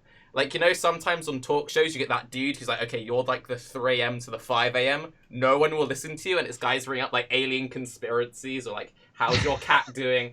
I thought maybe I could be that guy. So I've basically done that with Twitch, so I'm doing all right. Yeah. Nicely done. Pretty good. You know, for me, you know how some kids want to be, you know, play video games for their job when they're young, and then they grow up and become like a retail manager or something. Well, until I was 19, I wanted to be a retail manager. And then you're like, oh, damn it, now I have to play video games for a living. For real, that's been my aspiration for since I was the youngest I can possibly remember. Retailing honestly, anything, or just like I'm like, thing? Is this my English failing me? Like, what? Wait, what? You're a manager of a store, right? What do you mean? Yeah, manager of a shop. You know, like a Target manager or some shit. What? That's like. Does that mean something else than I think it means? What? No, it's just a retail manager. So yeah, I don't know, man. Maybe I was just an extremely realistic kid. I don't know. Did you just want like? Did you want the authority of waking up early and opening the doors? Like, what? I don't even know, man. Like, I can't even understand it now. Like, I can't even put myself back in my shoes then and look back and understand it. Because for now, it's just so abhorrent to me. For me to like that does not suit me at all. Like, fucking working in retail is like the antithesis of everything that, like, I like to do shit at my own pace, man, the way I like to do it, against protocol, shit like that. I remember I did an interview for JB Hi-Fi, which is where one place I wanted to be a retail manager at. And one of the interview questions came up, one of my answers was, you know, was like, I was kind of like, you know, man, I just the one thing I don't like about my current job, so I should talk my old job, which is a bad thing to do in general, for the record, guys. I was like, you know, I just hate how, like, you know, that there's procedures, man. I don't like the procedures. I like to do things my own way. And they're like, get out. Like, fucking get out. And then it was shortly after that I realized, like, this might not be for me. Like, everything about this is wrong for me. Yeah. I'm a bad employee. When I went to my first job interview, it was like for testing video games or something. It was like my first real thing. And they asked me what do I want most out of my job, and I told them that I want a cool boss. And I was just like, as I was talking about this, I was like, nah, this is not gonna work out for me. I'm an idiot. There's just no way. I'm lucky. I've only ever had one job interview, and it was like teaching at like a film school, and I actually got it, surprisingly. But they were kind of like, okay, so like, what makes you feel like you'd be good with children and stuff? And I didn't want to say, basically, I'm on the same mental wavelength as them. Like, I had to say, like, I'm retarded, but in, like, oh, well, I'm good with authority, I've got, like, that childish nature, I know when to be responsible. Basically, I'm retarded enough to do this job, but not, like, a complete retard. Yeah, so I can actually, like, get this stuff done. I'll blend in real good. Yeah, it's like, they'll trust me, and they won't, like, jump out of windows. Like, I'll make sure they sit down and do their work. I can relate to them. Yeah, basically. Yeah. So, oh, man. Hopefully thing that worked out for you. Yeah, hopefully the Twitch thing keeps going this year, so I don't have to go back into teaching. Although I feel like dealing with young children, because I did that for a few summers, that really prepared me for dealing with Twitch chat, and I feel like I could now like go into full blown teaching now and be like, Okay, I'm prepared to deal with any level of retardation. I can handle this shit. Nobody can troll you anymore. No one can fuck me now. You have seen it all. International trolling from like hundreds of people at one time. Like, what's a class of 20 children gonna do to you? Come on. Yeah, but chat's pretty good. Chat really wants me to say, "G'day, ZiggyD here, and welcome to Walmart." Do you have Walmarts in Australia? No, we don't have Walmarts in Australia. No, Ziggy was dedicated. He would have flown out, dude. He was. Yeah, I would have done it. I would have went across the world in search of my dream retail manager position, my mid-level retail manager. You know how people get like catfished with girls when they're younger? Like they think they're talking to, like, you could have been catfished by like a Walmart management thing. Somebody would have been like, "We're gonna fly you out, dude, to America. It's gonna be crazy. You're gonna work at Walmart." I totally would have done it too. Arrive at the location and there's no Walmart. Have like $5 in your pocket. I gave up my life in Australia for this. There's nothing here. But then I can take over my dream job and become a bum. Yay! Yeah. Oh, the American dream of working at Walmart. Pretty great. That's the true American dream. The realistic American dream. Well, for the sake of to stop shitting on Walmart, people who work at Walmart, good job, you're doing God's work. Fine. Do what you gotta do, guys. There's nothing wrong with working at Walmart. What do you guys think of the Brine King fight? Are you looking forward to it? Personally, I was kind of underwhelmed by it. When I first saw it, I thought this looks really cool. Because they revealed the Brine King fight? Yeah, it was on Reddit. With the water going like swoop and stuff. Hang on, I'll try and bring it up. Oh shit. Because it wasn't implemented when I was there. I haven't even seen it. It's been on Reddit for a few days. I'll try and find it. If someone can link it in chat, though. How did I miss that? It must have been when I was traveling the other day. But it's basically like full MMO, full MMO, and it looks, to be honest, just like it looks cool, but we'll just one shot it while leveling because you need to remember it's going to be like Act 6. So if all of the bosses are like at least harder than Malachi, then maybe it'll be cool. But I feel like all of these things will look cool once, and if they're not in one shot Act 6 leveling boss. I mean, you say that the first time round, yeah, maybe not. But like on your second, third character, when you've got all your like gear on and shit, you're just gonna be one-shotting it. Like, dude. He's gonna fucking destroy us. Remember every time they implement a new leveling boss? Remember when Malachi was first implemented? Yeah, but like, what about now? Shit was like, the when most you do Malachi now, though, does it stress you out? No, yeah, like 6 months. Like 6 months later, it was like pretty hard. Yeah, I guess it gets like nerfed a bunch of times. Begging like the game to get changed, and plus you get used to it as well. Yeah, yeah, you learn the fight. That's the problem with people. But that's what makes these fights cool. That really was Dominus that overpowered? Was Malachi that overpowered when it came out? Like solid players who actually practiced the fight. For instance, the people who practiced it on the goddamn beta because they wanted to win a laptop, and then they fucking completely failed the race like I did. Like, those sort of people had the fight under wraps, and I can openly say that it was a really good fight when it got released, but people didn't want to take the time to learn it. So that's the fun of it, I think, that eventually you get better and better at it, and you feel like it's really rewarding. Same for, like, Atziri. It feels like this really stressful thing, but it really goes to show that when GGG really tries with these fights, they make them really, really good mechanically, right? Yeah. It's not like, don't stand in the fire, and that's it. They make it so that you actually learn more than just don't stand in a red circle. Yeah. Maybe this looks cool. It looks amazing, but if you kind of watch it closely, it seems to just boil down to don't get hit by the melee swing, and then when he phases, don't stand in the thing on the floor. So I bet it's gonna be bullshit. You know the thing that's like jumping from the was the wave thing already happening? I don't know. Not yet. You're talking about like when the fish jump out. That does look kind of scary. Spoilers. Yeah, shit. Whoa! The fucking waves crash in, man. That's awesome. Yeah. It looks really awesome, right? Like the visuals are just amazing. Yeah, they definitely put some work in the visual department. Yeah. So even like the mermaid coming out of them, and also all the enemies like in the higher acts especially have like cloaks and stuff, and actually utilizing all the new stuff they implemented, and now the new water engine that they put in. Like, this looks amazing, I think. Like it does look very cool. I do wonder how this will handle on like performance wise. A lot of people are freaking out about that a little bit. What the fuck, man? This is epic. Like, no, yeah, seriously, this is like really for the good. longest, I don't know. For the longest time in PoE, I've been saying like one of the things the game needs to like, you know, really wow some like larger audience is like some big set pieces. You know, like the fucking Belial fight in Diablo 3 where the camera zooms out and it breaks the ground and it comes and people, you're like, whoa, man, that's epic. That's gonna be crazy good. Yeah. This is it, man. It's beginning. ZiggyD is starting to do it. I guarantee you that you see the waves that go like from side to side. At first I thought that it's something that jumps from one corner to like the other and it goes back and forth.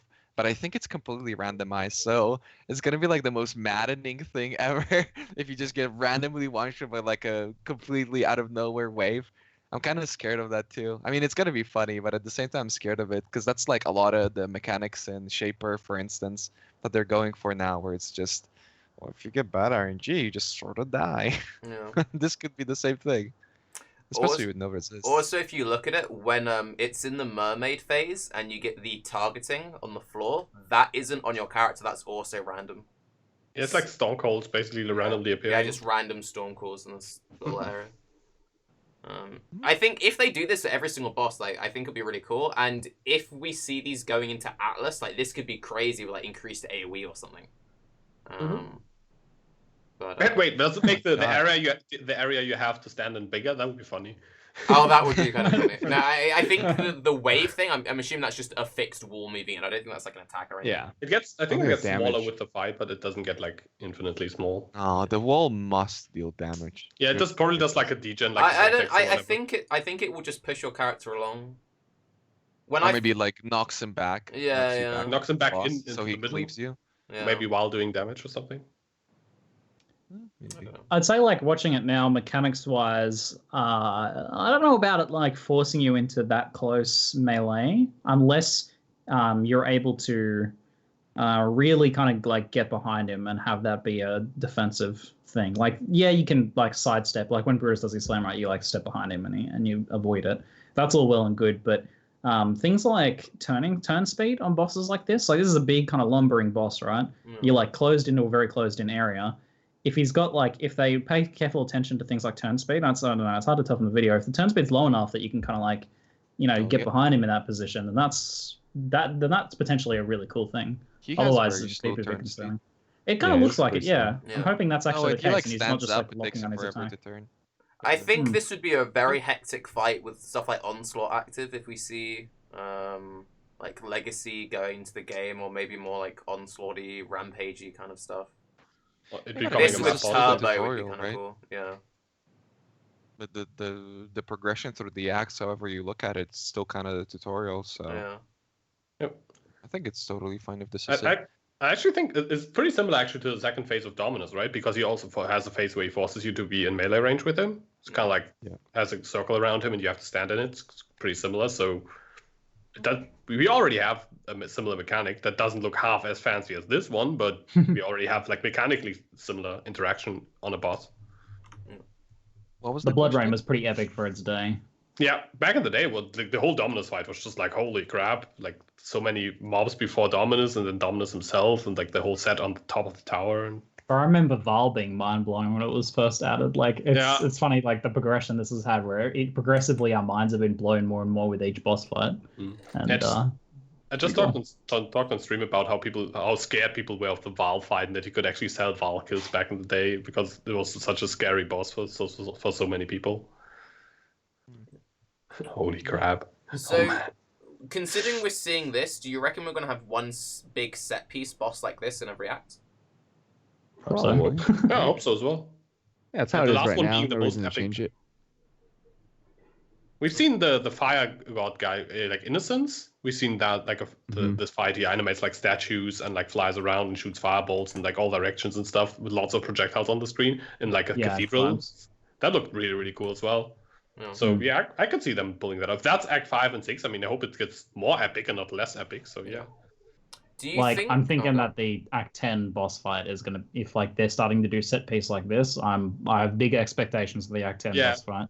And like just some of the murmurings I've been hearing, like they're keeping it kind of secret, even from me. Like they're not really telling me much about it. It's like when I was there, from they're like Ziggy. kind of like. Wow, that's. I was like, right? when I'm there, like talking to them and watching them design things on their computers and shit like that, the fact that they were being secretive about something when normally it's just kind of like unrestricted access, it's like they're like sitting on something. Like it's gonna be epic. So I'm looking forward to that. Do you think they'll put like skill points behind it? Because it'd be kind of disappointing if we have this like big final Act 10 boss and no reason to do it. I hope there's some reason to do it. Yes. Yeah. Like, I mean, they didn't give us a reason twice now for doing the last boss. Now, please, this time maybe. I mean, if it's only to see the epic set piece, I mean, I would do it. But yeah. I mean, yeah, it would be so cool if there's like some sort of proving ground to get yourself into endgame. When that like final boss, it's so anticlimactic. Just be like, well, you're in Act 3 now. I guess you kind of start doing maps, and I guess you can go on to the start of Act 4 and get the passive. That's lame. It's pretty lame. I mean, the thing is, at least you have to now do Malachi and normal and cruel. But now there's like you wouldn't even see the boss if you just start mapping. Yeah, that's the like, thing. Ever. You would because there's no normal and cruel anymore. You wouldn't actually at least have seen the fight because you just would be like, okay, I'm in Act 9 now. Let's just start mapping and never progress to Act 10 and see this boss fight. Imagine if you got into maps of like Act 10 and then no one just went on to... I was sorry, at Act 8 and no one just went on to Act 10. Yeah. It was like a month before anyone saw the final boss or something. Imagine if it was Act 3. Like they would still keep it Act 3 and you'd be like level 40 and you could start mapping. You just don't have to see the rest of the thing. See, I think that would kind of be cool to have like some sort of like alternative leveling process, but yeah. I mean, we're basically talking about adventure mode from D3. Yeah. Oh, and someone said something in chat saying, won't we need the bosses to unlock them in Pantheon? So that might be a case of like you do it. Oh. I don't. They haven't confirmed if Pantheon's character or account. I'm assuming it's gonna be like account for the league. So I'm guessing you're gonna have to kill at least once in that league to get your Pantheon stuff unlocked. But from the Pantheon layout, though, the final boss, like the big guy at the top right, is obviously going to be the final boss. Yeah. He doesn't have a Pantheon power associated with him though. Oh. Oh, rip that idea. Spoilers. So yeah, that would have been cool. But yeah, no, I'd say there's going to be something else, or there better be something else. I'm gonna know. Something, a skill point, like the Scion gems, maybe. I don't know. Yeah, there's still a lot of time. They could change stuff because like the Atlas, it used to be map quantity, right? And they changed that like right before, like maybe a week or two before. So imagine Strand Sustain if it was map quantity. Oh, quantity of maps, 126%. It'd be so sick. God. Yeah, because you don't need strands per strand. Damn it. Okay. Twice as many strands. Rise brooding over there. feels stranded. Okay. At everyone, do you expect some specific new skills in 3.0? What would you like to see? New Val skills, perhaps skills of certain damage types, etc. Oh my god, yes. Go on, Ziggy. Yes. Yeah, Ziggy, go. Thank you, Mr. Tarke Cat. You mentioned Val skills, man. I'd love to see some more Val skills, but that's not gonna happen. There's a skill that I've been wanting for ages, man, and they better release it, or else. We need a new bow skill, man. We need a new bow skill, and we need something that's a little more interesting and dynamic. So just shooting arrows across the screen. I want like a charge up AOE, Flame Blast-esque in mechanics, because Flame Blast is freaking successful as shit as a skill and very fun to play. And maybe something that like expands out in length and width, length and girth as you channel. And maybe like a rectangular shape, so more of like a kind of like a blast, like a railgun style blast. And I think it'd be pretty cool if you could work in some sort of secondary mechanic, like an overcharge. Like if you charge beyond a certain point, you stop gaining damage, but you get some other utility mechanic. Would be really fucking cool. So that's the skill I want, man. We need a new bow skill, and we need something that has that kind of like feeling, because that is really lacking in bows at the moment. Yeah. Everything's just attack speed. Pew, pew, pew, pew. I've been saying the same thing for a long time. One thing they do actually have in WoW, and I don't know how it would feel, but it's a charged up shot. So imagine you fully charge up, you unleash, and then once you've unleashed it, it leaves like a speed trail, leaves like a wind tunnel behind it, so you get a speed boost when you run through it. That'd be cool. So it's like you full charge one shot, and then you run through the speed tunnel for like 12 yards, and you charge up one shot, run through the speed tunnel. That'd be pretty. It's kind of cool actually to make That's up for the really charging cool. time. Yeah. You get some move speed to like make up for it. It seems pretty good. So if you like think ahead and like shoot in the direction you want to go, kind of makes sense. Or like even, you know, so that bows can compete with like other movement abilities, just make it like specifically a bow thing. Yeah. And then you would actually run around and would interact well with this, and you wouldn't feel like, you know, I could play this as bow, but it doesn't have shield charge, so. I think they should implement a movement skill that only works with when you're using daggers and shields together. That's the move skill I think that we need. We need a new move skill in that slot, I think. Okay. Maybe you can have like a grappling hook for bows. You can like it's got a long range, but it has to attach like a rock in the way or like a wall or something. But then you get like instant travel almost. You realize you would then just have people complaining that maps didn't have enough pebbles. I want more pebbles so that I can grapple through them. And all the shield charge guys like, no, remove the pebbles, remove the pebbles. Oh, speaking of that, mini-map changes and stuff. That was exciting. How about that? They confirmed that mini-maps will be useful. And I can't even visualize what a mini-map looks like in PoE. Yeah, they were like, it's amazing. And I was like, oh, man. Okay, so even if it looks like the Diablo 3 one, oh my gosh, that's going to be so good.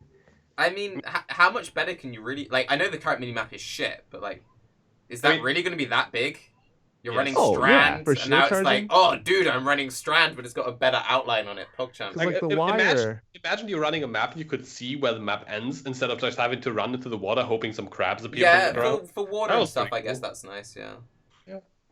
And all strands like cells and all those like indoor maps, you can actually see what is a way you can walk and what is the wall, and not just like have wide line, dark line, wide line, dark line, wide line, dark line. Like, what is this? Like I think PoE this mini map's one of the worst. So like literally any change might just be an improvement. Just different would be an improvement. Yeah, the current wire mesh thing that's like pieced together, it's so sloppy.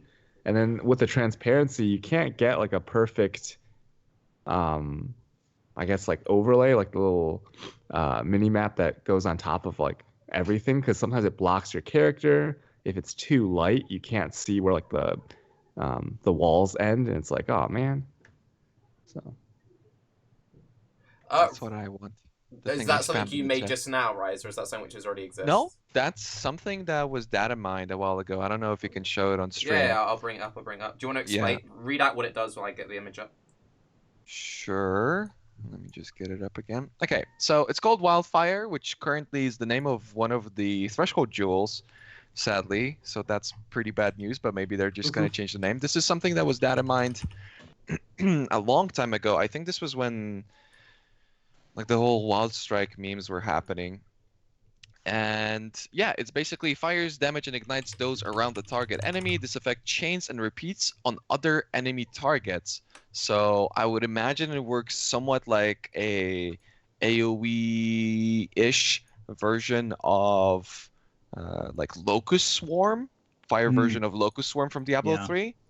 I, for the longest time, thought that a skill like that would like be super amazing, or when Prolif was like in a really shitty spot, they could have just changed Prolif to this, because then it naturally has that like progression. It can never get too overpowered, but it kind of works like Essence Drain and Contagion, where, you know, it jumps on one target, then it jumps to 2, then it jumps to 4, and it just spreads around like that. So it would always be limited by that mobility. And I think something like that this would be really freaking cool. I don't know why it got scrapped, but that'll be a dream come true for me. Maybe with double dipping changes. Maybe that was partially standing in the way. Yeah. How would you feel if, assuming like with double dipping changes, if they made Ellie Prolif more of like a interesting support gem, which had like these kind of like chaining effects onto it rather than just like proliferation? The dream. That would be beautiful. Could be nice, yeah. I enjoy like chaining damage over time stuff like plague-like skills like Contagion and Prolive. I just enjoy how it feels. So you can just like kill one guy and you see all of the other guys follow, and you're like, yeah. Yeah, that's why Benos. Awesome. I mean, Benos was super popular for exactly that reason, right? Like you'd go into a channel or something, kill one pack, and it would like off-screen 6 because the mobs were lined up. But then you'd go into like Dried Lake and you'd kill one mob and the second mob and the third one, and you had to kill them individually because it would never chain. Like I think that an ability like this would be kind of cool. It also promoted a lot of positioning stuff like pulling mobs and, you know, chaining through packs and like having a mob in between. Maybe they could introduce something like that you could put as a enemy mob, right? That would like be a link between these mob packs. I think that would work really well. And Essence Drain kind of needs something like that. God damn it. Essence Drain is so bad. Positioning and manipulating mobs is definitely something we've lost in Path of Exile. Yeah. Like grouping packs is not a thing anymore. That was the thing. Remember, you group up packs and so you more efficiently AoE them down. You don't do that anymore. You just make your move speed skill fast enough to get between them. I remember a friend of mine designed a skill gem, and it was like a conduit totem or something he called it. Basically, the idea was it was a totem which you could chain your own abilities to, and it would have like 5 HP each hit would take off 1 HP. So it's like you could drop it, then arc between the boss and the totem, or I feel like having more kind of things like that would be quite interesting, where you could like drop down some kind of like chain enabling things. I think chain is a really cool mechanic which just doesn't really see much use. Yeah. It's really smart in PoE. It's so weird that it doesn't work nearly as well as it should. I mean, there's just better things, but in the past, Chain was kicking some serious ass, and it's really smart. It's a really good feeling mechanic, because really when you look at Chain and it's like projectiles or something, you just think, I was just going to jump into like a random direction, or the mob's going to move, or whatever, it's just going to miss and go off in somewhere. But no, in PoE it actually feels really consistent and really smooth. Yeah, they called the shitty one Fork. That's why. Oh, fucking Fork, man. Yeah, Fork, I mean, Fork, because Fork is actually random, but it's not even that bad. It's just if you use the Fork quiver, the Fork quiver is really good these days. I think that's having one random Fork is kind of cool. Yeah. Remember, there was a time when if you found a chain, you were like rich, right? Yeah. Like, oh, I can sell this. Oh, chains. That like GMP strike. That's such like a long world away, but yeah. So for anyone who didn't know, it used to be drop only, didn't it? And it was a case of like, oh, I've got chain. Insert my blood magic life gain on hit LA build here with like 1 DPS support. Feels bad, man. Cute. Would there be a skill gem you'd make, or not really? I'd like to obviously see more Vol skill gems. It's just something so juicy about like killing mobs and then using their souls, I guess, to power instead of mana. But maybe I'm a little bit biased. It would have to be something fast. It couldn't be like Vol Detonate Dead, where it's like not even a spell. You know, have to be something like. I mean, there's a lot of cool Vol abilities just people don't use. I saw the Pox AMA with Ziz, like Ziz Pox AMA. They were thinking of Vol abilities. Like, basically the question was, if you could use one Vol ability in real life, which one would you use? And it sparked a really interesting conversation. I, for myself, would use Vol Double Strike so that I could make a copy out of myself. Most people probably don't even know what Vol Double Strike does. But it's cool things like that. There are some interesting mechanics. What? Wouldn't most people do Vol Haste? Perfect min-maxing right there. Oh, okay, it's got nerfed. I don't know. Or Vol Grace, I guess. And you could be like, can't like hit me. Dodge when somebody punches champion. You. Vol Detonate Dead. Go to a graveyard, God. get arrested instantly. Battlefield cleanup crew. Vol Detonate Dead. I don't know. Funny cool abilities. So, they definitely have some good ideas. Vala Mortal Core is probably what I would take. Ooh, become immortal for like 3 seconds. Become immortal for like 3 seconds. I mean, imagine you're like in a car accident, you're like, wait, Vala Mortal Core. Fuck no, you. That's the problem. That's exactly why I hate Vol Immortal Call and freaking Vol Haste, because it's like, well, I know this is gonna kill me. So like, if you know this is gonna kill you, then you don't do the thing. Do it. Yeah. But if you don't, like, that's not how you die in PoE. It's like, oh, I knew this is gonna kill me, so it just killed me. But in real life, you don't know something's gonna kill you, so then you don't use the ability because you don't expect the fact that it's gonna get you, right? Like, and also in your real life environment, most people, if you're like crossing the road, you don't go, "Oh, a car might hit me. Better pop my Val Immortal." Cool. Generally, when you're in like an accident, you're not expecting it to happen. Exactly. You know. Yeah. But there's like these like few seconds where you're like, well, like 1 or 2 seconds where you're like, oh shit, a car, and then they like, maybe you think about it, could be nice. But one thing that worries me about it is that it keeps you alive at 1 HP, right? I don't know what being alive at 1 HP looks like in real life, but it sounds really painful. So maybe I don't want that. I'll just take something fancy instead. Right. So basically, the car hits you, you're fatally wounded, and you have 3 seconds of being in agony. Then you die. Yeah, sounds great. Brilliant. Wonderful. But then there's also you have to kill people to power this. You can't just use Yeah, it you need normally. this, and you also need the endurance charges and. So you gotta kill a lot of people to use it once. No. That wouldn't be so good. Baby. Just like demons, boys. See ya.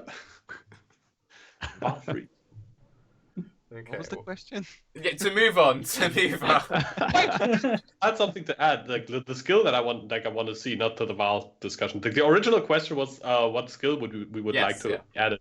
And I kind of always liked. I don't know if any of you ever played League of Legends, or like I think this ability exists probably in multiple games. But there's a character called Vi, and she has like a charge up attack, where when you release the button, you like lunge yourself towards an enemy, and like you create like an AoE splash thing.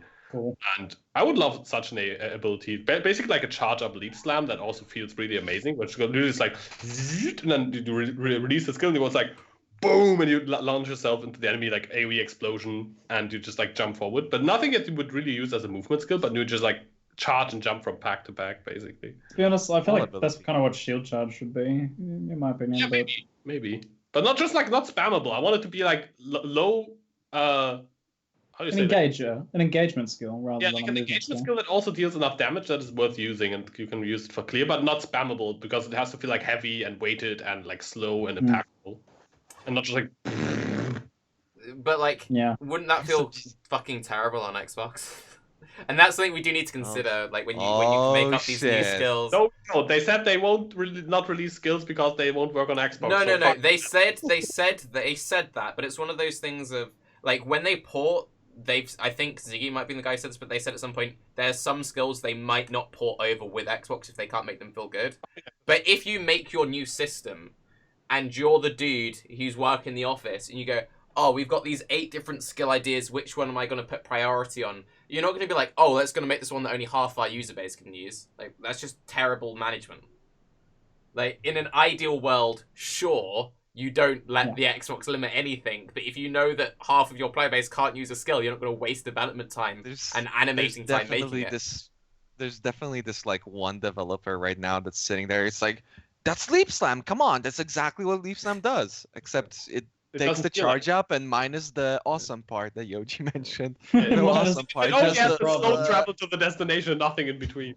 Yeah, that's the problem. Minus the awesome part. Yeah. Okay, also for the people in chat spamming half, we don't know what the Xbox player base is going to be like. Who knows? It might blow up. It might be like just PT when you start streaming we're like again. The 10%. Also, CuteDog, what the hell are you doing? What is that? Yeah. I just sort of look over, you're just like eating sheets of seaweed. He's eating a seaweed. Sorry, I muted my mic so you wouldn't hear me chewing. I mean some seaweed. This is the gift from the sea, dried seaweed. What a beautiful culture you have. God. It's so good. It's like very lightly salted, so it's not just like the fishy seaweed taste. It's like a little, and it's only 10 calories per sheet. Look at this thing. This thing's massive. All right. Anyways, guys. Supposed to make okay. All right. It just eats the paper wrap. Right. You can mute yourself again. At everyone but seaweed, bro. What's your go-to game and hobby to fill downtime from PoE? Go to what hobby? What's your go-to thing to fill in downtime from Path of Exile? I don't really Dark Souls. I guess I play a lot. Like I don't really play that much non-PoE games, but when I play them, it's usually Dark Souls. like whatever the current one is. Like just do another playthrough. That's currently and Stardew Valley. That game is awesome. Yeah. I can infinitely play Stardew Valley. It's relaxing. It's basically, if you don't know it, it's basically like Harvest Moon used to be on Super Nintendo, and it's just amazing. More recently for me, it's been. Go ahead. I actually have one to give away that I want to give away, a Stardew Valley code that I have lying around. So maybe I should do that at some point. Nice. Message me about it. Like, tell me some crazy story, and I'll give it to one random guy who messaged me on Twitch. Hey, have you guys been having people come into your channel asking for the RuneScape thingy that Twitch is giving you? I see that every day. Someone's like, can someone give me the RuneScape code that you get with Twitch Prime for free? You see that every day, like 10 times a day, because it's bots. What do you mean? I thought it was actual people who want to play RuneScape. Because like people like post the code in chat. And then they will probably resell it after that. Do you also respond every time the guy who asks about how to shave his nutsack? Like, but he's not a bot. But he's not a bot. Yeah, but do you respond to him every time? Like, what? Yes, I do. Yes, I actually do. Okay, like, so Elena comes into his chat and he's like, "Yes, I do want free real sex." If anyone in chat is giving away any RuneScape codes or free real sex, CuteDog will happily talk to you about it in his stream. All right, guys. I already clicked on Lena once. Some of the links are in like Russian, like Cyrillic letters. I was like, what the hell is this? Don't click links. Like, that's the first thing you like. Just don't Why click would you click links. that? Why would you click that? I didn't click it. I was just a joke. I was checking for a friend. Yeah. Joke for a friend. A friend told you there was like this weird Russian language or something. Okay. Okay. What was the question again? What's your go-to game/hobby to fill downtime in Path of Exile? Oh yeah, more recently it's been card games, eh? Like I got into Magic like a year ago, so I played Magic Duels or I played some Paper Magic, or more recently I picked up Eternal, which is really fucking good. So it's basically Magic the Gathering, but it looks exactly like Hearthstone. They just stole the Hearthstone UI and stuff, and it plays real good, man. It plays real good, and it's like super free to play. Like probably more than time investment like GGG's even now. There's no gambling boxes apart from booster packs, I guess, kind of being that. But yeah, no, it's really good all around. Checks all the boxes. How long does it take to get into though? Because there are a lot of like TC. I really enjoy the genre, but I find it very expensive to like engage in it. Like, if you wanted to actually play it free to play, how much time do you need to dedicate to it? Tarke is I think you can. So I built a deck that has like multiple legendaries and stuff, and is pretty decent, like in my opinion. Within like a week of kind of casual play, and I've had kind of figures around the 2 to 3 weeks of casual to semi-casual play to build like a top tier deck. Like it seems to have the fastest rate of acquisition of any card game. That's kind of what I've been hearing around, and based on what I've seen so far, that seems to be about right. Right. Like you get cards for everything you do in the game, man. You can grind cards against the AI if you want to. Like it's really easy. They just give you boost packs like it gets worse, right? That only gets worse with time. Eventually, they release more and more cards. You get to a point where it's just like I think people had less problems with Hearthstone at the beginning than they do now. Now it's a massive. It's getting a lot of hate now for the packs and stuff and the expansions. Yeah. Well, if on the next Baeclast you see me like with no shirt on my back and no green screen, then I've gotten into a new card game. But I'll try and avoid them. Personally, I always end up bouncing. For some reason, WoW is a game. I want to stop playing it, but like every 6 months, I'm like, oh, let's go play WoW for a bit. That's always been like my go-to thing. I just bounce between Path of Exile and WoW. There's just something about MMOs and ARPGs. That's why I'm really interested in Lost Ark. I'm hoping that's kind of good, just because I feel like I want a ARPG which really gets that thing right, and I feel like there's more you can sort of explore with that. I play some CSGO sometimes, and not too good, but it's still fun. And what else do I play? Oh, I've been playing Osu. I've been trying to get good at Osu. I think it's helping my clicking skills in PoE.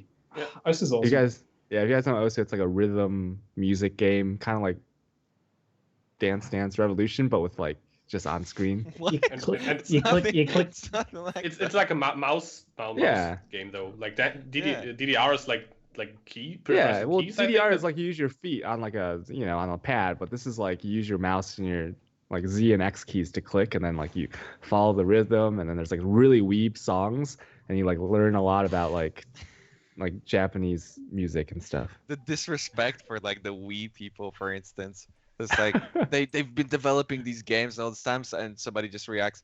Okay, so it's like instead of clicking, you just move around. No big deal. I got into so much anime music because of fucking OC. I started playing it just because I wanted to improve my like mouse accuracy for StarCraft, because it's like what all the pros did, right? Played OC on the side, so I got into it for that. And now like there's so many like, you know, anime songs and stuff that there's some good music I in fucking there. love now. Yeah. There actually is like in the at work, in the lab next door, like just through the door in our lab, they listen to like anime intro music like all day. So whenever I go over there to fetch something, it's like anime music, and sometimes I'm like, this is actually pretty good. Like I have to admit, it's actually pretty good. I have no idea if the show is good, but the music's pretty good. So I feel like you guys are taking the wrong approach to this, though. My downtime from PoE is things that doesn't destroy my hands. I mean, playing action RPGs are fucking brutal on your hands. Like, I play card games, man, because I can just be like, click, click, and I'm like, yes, my hands rest. But maybe that's just me. On that topic, though, how do you, do you feel like there's much responsibility on developers to make games which are actually, like, comfortable to play, which don't destroy your hands? Like, it seems like a lot of the complaints with Flask macro stuff is just people want to be able to play without destroying their, like, hands and stuff. People should try cheating into their keybinds as well. But then again, like, I guess when you're, like, just mashing your 5 Flasks over and over again, it's not really very comfortable.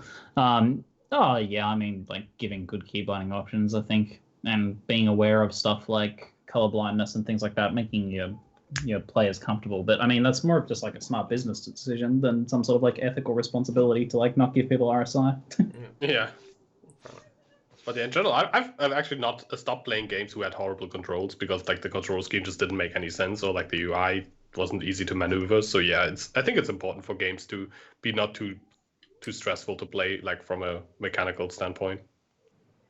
I don't have any of those issues. Lucky me. Do you guys know what beat hazard is? What's that? Like it's a game where you fly around with a ship, and basically your enemies react to music. So whatever music you play, you get like different waves of enemies and all that sort of stuff, yeah? And you can play your own music. And it's basically just like this insane, like people who get seizures can't play, like all that sort of stuff doesn't affect me at all. Or like anything with my wrists, I don't have any of those problems. You guys got to stretch more, you know. Yeah, I mean, it's one of those things, like, personally, I can sometimes have issues, but generally I'm fine. A friend of mine, though, like, he just can't play, like, shield charge builds, because it's just, like, it just destroys his wrist, because he just has, like, bad hands or whatever. Do you think they'll ever get to a point, like, if speed clear meta keeps pushing, that they'll actually have to be like, you know what, maybe we are just, like, destroying people's hands. We need to, like, do something. Oh my god, that reminds me of what was that, like in Diablo 3, the blast cascade or something, where you were just sitting there like constantly just mashing buttons. That was the worst thing ever. And people played that for like 3 months straight. Just you would fucking do this with your keyboard constantly. That's all you did with that build. Great game. Jeez. That sounds not very nice for hands. I had to remove all skills from my mouse buttons 1 and 2, like normal mouse buttons, because I have my main skill on there, at some point my hand starts hurt if I play like 5, 6, 7 hours for like a few days. Like for example, like release weekend of a league where I play a lot. I actually can't do it, so I just put my main skill on like W or E or something. That's fine, but pressing the mouse buttons hurts. So that's something I had to change actually. So yeah. So people always like look at something I found out about streaming. People always look at the mouse buttons to see what your main skill is, and then people will come into my chat and be like, "You're playing an Enduring Cry build," because that's my main skill, my main button. Because I can still put stuff on there that I have to press every once in a while. Like it's great for gold. It's great for golems, for example, because I have to only summon that every once in a while. So people are like, so this is a golem build, but you're only using Earthquake. It's really funny. Oh my god. I think the problem stems from switching between certain like key presses. So like with Cosprey's Discharge, it was great because although there's a lot of shield charging, you'd hold down one button, like 99% of the map for your shield charge with your left hand, and your right hand would just be moving the mouse to where you want to go. Whereas something like Vol Spark really hurt my hands because you're holding down your shield charge, you have to hold down left click, you have to switch to right click to cast regular Spark all the time, and then you need to switch back to holding down left click and then like going around. So like that constant changing between several buttons, I think like really messes you up. I think like holding down like one thing to shield charge on builds like that isn't so bad. It's only when you have to like toggle more hotkeys. I'm surprised you and a few other guys play so much Valspark, like because of that. Like, I found it to be that gets in the way of the fun of the build a lot. Actually, that aspect of it, the constant switching and that. It's really like high requirement on your like APM. You need to be right on top of it all the time as well, which is pretty stressful. I don't know, maybe that affects me more than others, but I agree. Yeah. It definitely affects, especially if you have to pick up items. If you have to pick up items, it's like, because like you're zooming around the shield charge and you see an item and you got like spam click it because you can't get it on the first try. It's like that's like another topic, man. Like I'm starting to hate builds that don't let me pick up gear. Like that feels shit if you pick up gear, and Spark was like that as well. I was like, wow, this feels really good if I don't pick up any loot, but then why am I playing a loot-based action RPG? Yeah. That's the problem, like, right? Like it used to be loot-based, now it's like clear speed-based. I fixed that problem by I think it was about having bad RNG 3 weeks of prophecy where I only played Flicker Strike, and I was like, I never complain about my loot filter anymore, just because I never get the chance to pick up loot. It's like, oh, there's a 6-lock over there. I've already cleared the entire map. And it's just like, okay. Yeah. Doesn't Diablo 3 now have some kind of feature where the pet picks up your items or something like that now? Torchlight. That's Torchlight. Torchlight. Oh. It doesn't. It has got town. Little doesn't like the pets pick up gold or some shit? Yeah. They did something. I know. I remember watching a D3 stream. I was like, wait, what the fuck? This guy's like getting all the pet to pick up everything on the screen. And I was like, wow, if PoE had this, how much would you pay for a pet that picked up currency for you? Like, that'd be amazing. Yeah, right? That would be pretty OP. But that would be so much nicer too. Jeez. I was talking about that with chat the other day. Actually, it was like, what about if it could be a golem? So it takes a golem slot, and you don't get another golem buff, but it picks up. It slowly picks up like currency items. No, like not just that would be horrible. That would be but just so like, bad. Because it would be destructible, right? Oh my god. So like you would be forced into using this thing that fucking dies all the time. Yeah. No way. You'd have like 4-link golems and travel to like regeneration nodes and stuff. I gotta do it, man. It improves my build. Every 5 seconds, just re-summoning the golem instead of picking up that 1/6 socket next to you. Like, guys, hang on. Re-summon. Walk. Oh, it said re-summon. Like, no. Yeah, but that would actually be the case. Like having a golem at all times for builds like Vol Spark and Vol Fireball, like it would totally improve the clear speed. Like you would have to spend like 10 points to get it, just so it stays alive. You got 6-link it. That would then make Elementalist Vol Spark better than Inquisitor, because you can then use like Clay Shapers, get 3 loot golems out, and you're like, yeah, we got this, boys. Oh my, that's the better changes instantly. Oh man, that'd be great. Yeah, golem mana. The golem jewels would be so expensive, Sunday. They already are. Because they get 7 billion wisdom scrolls for exalts. Yeah, people have too much loot.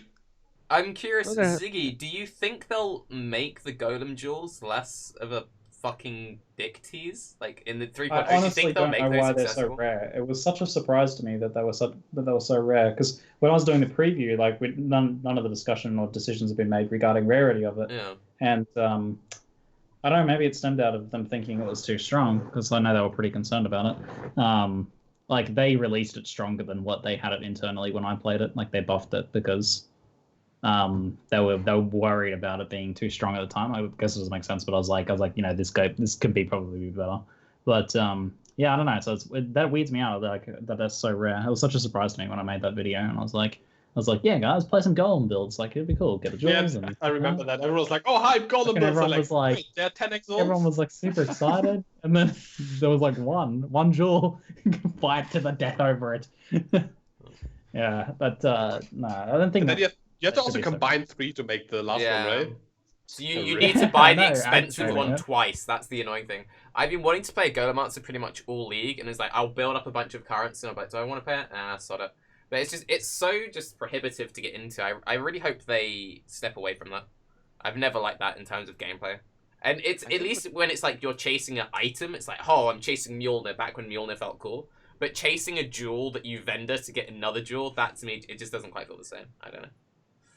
I honestly don't think that like golems are that much better than SRS, like Spectre Summoner, right? Like it's just a cool alternative play style, like stylistically, and it's a little bit different. It's like to lock that behind a super rare jewel like without the Spectre bullshit.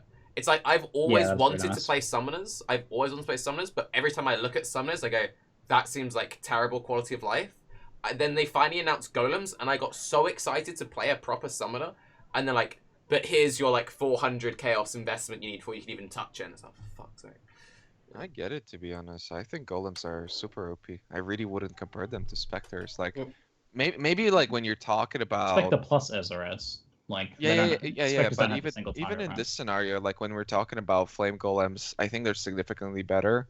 And then on top of it, you can do stuff like shaper farmers, for instance, like with chaos golems. You can really destroy bosses. Like they're really strong. I don't know. Maybe maybe the guy who only plays Leap Slam, one of the developers, deemed that it was too OP. So must be rare. You can never know. But I agree that golems are pretty damn strong. Like they're super strong. They do a lot of damage. They are clear pretty fast. They have good, really good AI if you have the aggressiveness jewel and stuff like that. So, but I'm excited for all the other summoner changes because they said they want to like improve summoners a lot coming soon with like skeletons actually moving fast and having like better damage even, and having better animations on like zombies and such stuff like that. So I'm looking forward to that, and also Spectre quality of life maybe.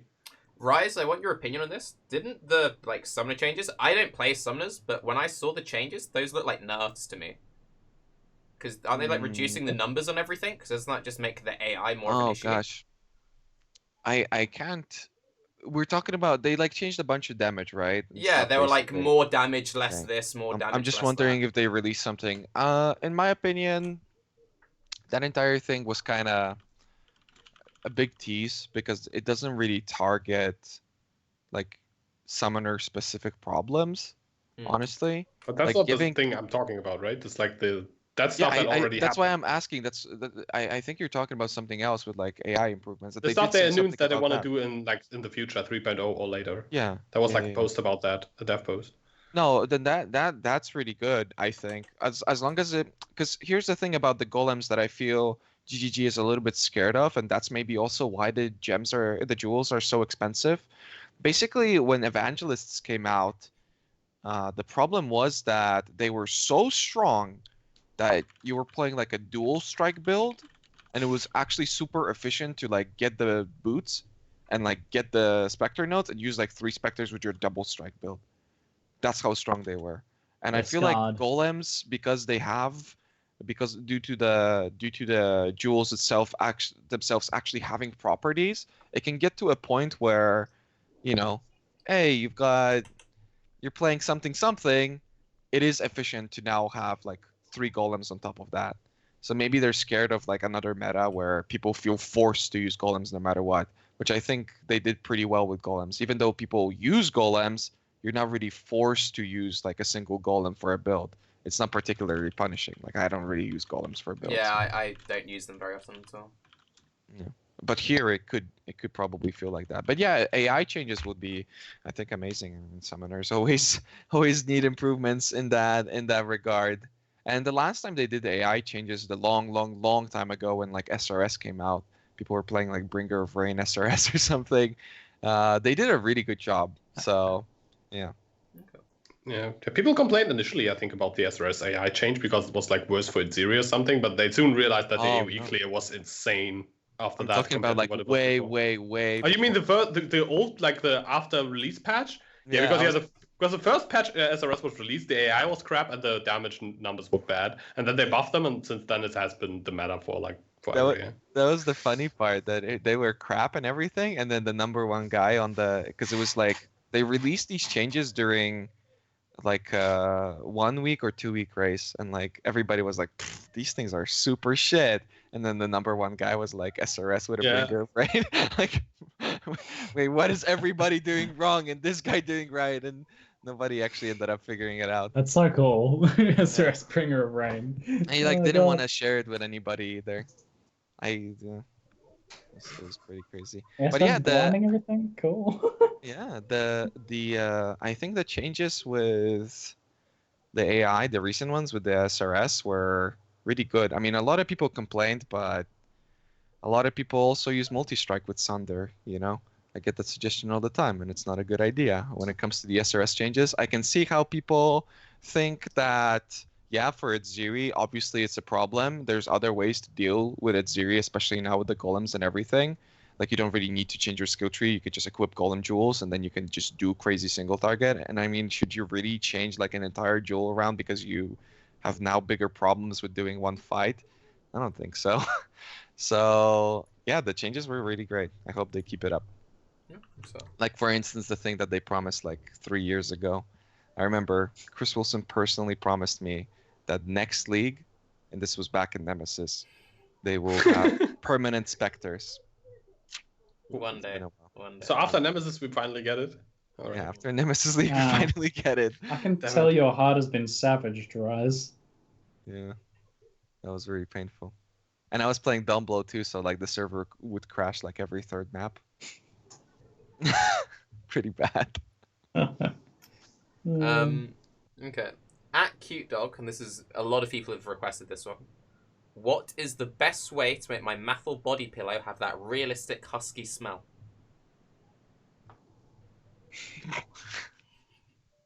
Muted. He's totally muted. You're muted. Doesn't realize. Wait, no, he sees it. He must. He hears us. He doesn't want to reveal the secrets. Hey guys. Hey. That's me. It's forever going to be a secret, I fear. Wait, were you muted my since nose. the seaweed? What the? No, I was muted since I blew my nose. I didn't want that on stream. So, basically, for those of you guys that don't know, Mathel actually invited me to Adelaide, and he said if I came to Adelaide, he would host me. So I started this little donation fund. I don't usually have like a donation button on my stream, and we got like $450. But then those plans fell through, and then also it's quite clear in Mathel's channel that one of his quotes is like, you know, I have no shortage of gay dudes lining up for me to have a go, but it's just not what I'm into. So I try not to like go full cap pride for Mathel anymore. You know, It's just, yeah. Feels bad, man. Yeah, it does feel kind of bad. Damn. What can you do though? Love story drama. Yeah. Things change. Well, this took a somber turn. Okay, Yeah. to try and bring the mood back up. Yeah. At everyone. Change. Nothing stays the same. Feels bad, Everything is temporary. Okay, he's still a good dude. You know, we still talk sometimes, and I hope he's doing well. That even sounded that You hope he positive finds sentiment happiness. at the end there. Hope he finds happiness. Yeah. With somebody else, you're sacrificing your happiness for him. It's okay, dude. If you truly love him, you let him go. So. Yeah. Let him fly. Let him fly.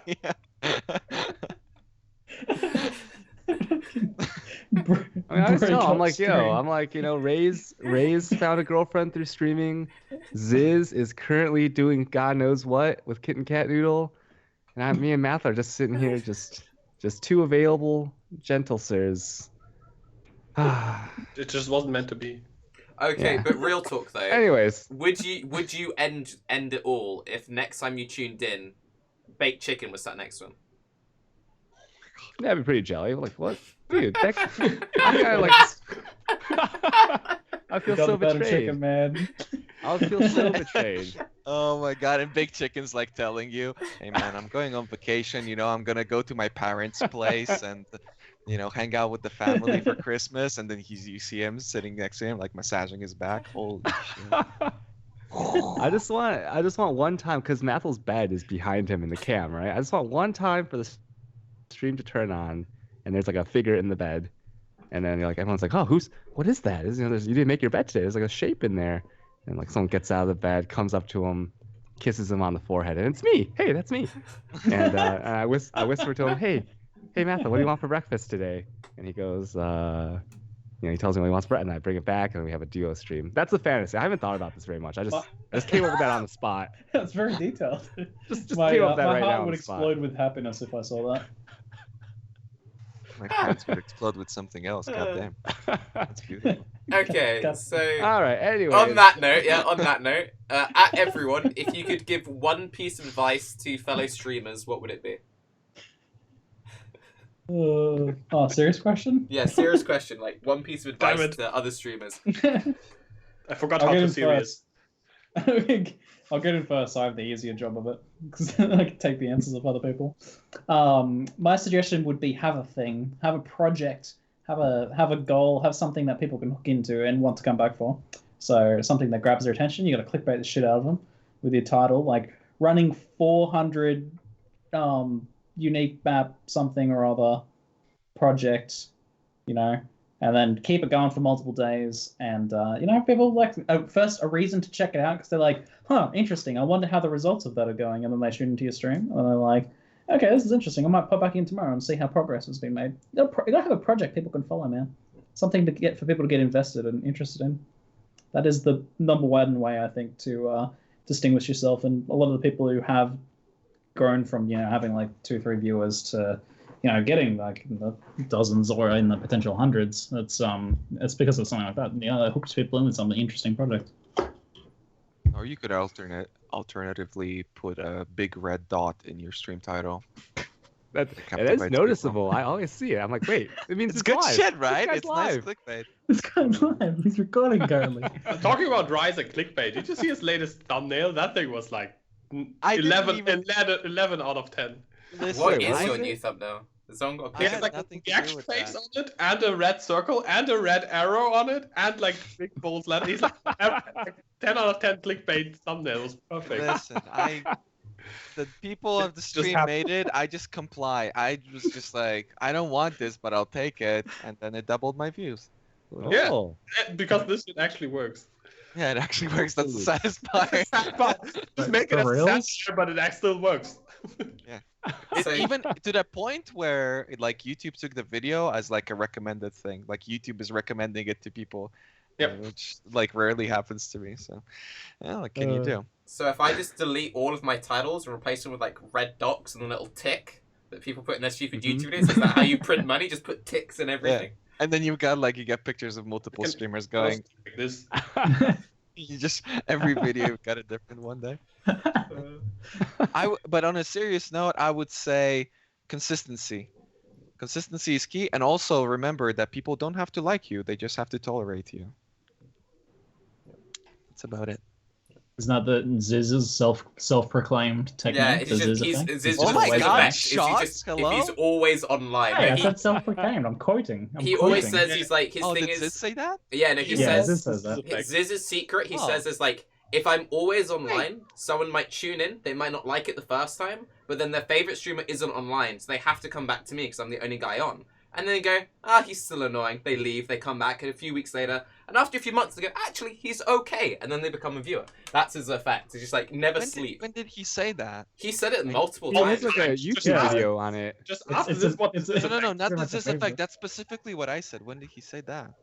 Like, I don't know this guy. He keeps saying the things that I say. He got a girlfriend the same way I did. This is messed up. And now he's saying the things I say? To be fair, I think Moore said it first. To be fair, I might have taken it from Morse, but I'll never admit it. Old grudges getting unburied here. Me and Morse love each other. That's the beautiful story of the relationship with me and Morse. We loved each other, then we fucking hated each other real bad, but we couldn't. It's like that one thing where you can't keep your hands off the other person. You hate them, but you really just can't stay away. It's like an ex-girlfriend you always come back to. That's me and Morse. We love each other again. So you guys have like an emotionally abusive relationship. I mean, I like to think that, but maybe he just doesn't care. This is a fantasy. Maybe it's one-sided. Who knows? Yeah, maybe it's a one-sided thing. Yeah. Oh god. I would say, for sure, I'll just say like what Angry AA told me, because I used to watch his stream a lot before I started streaming.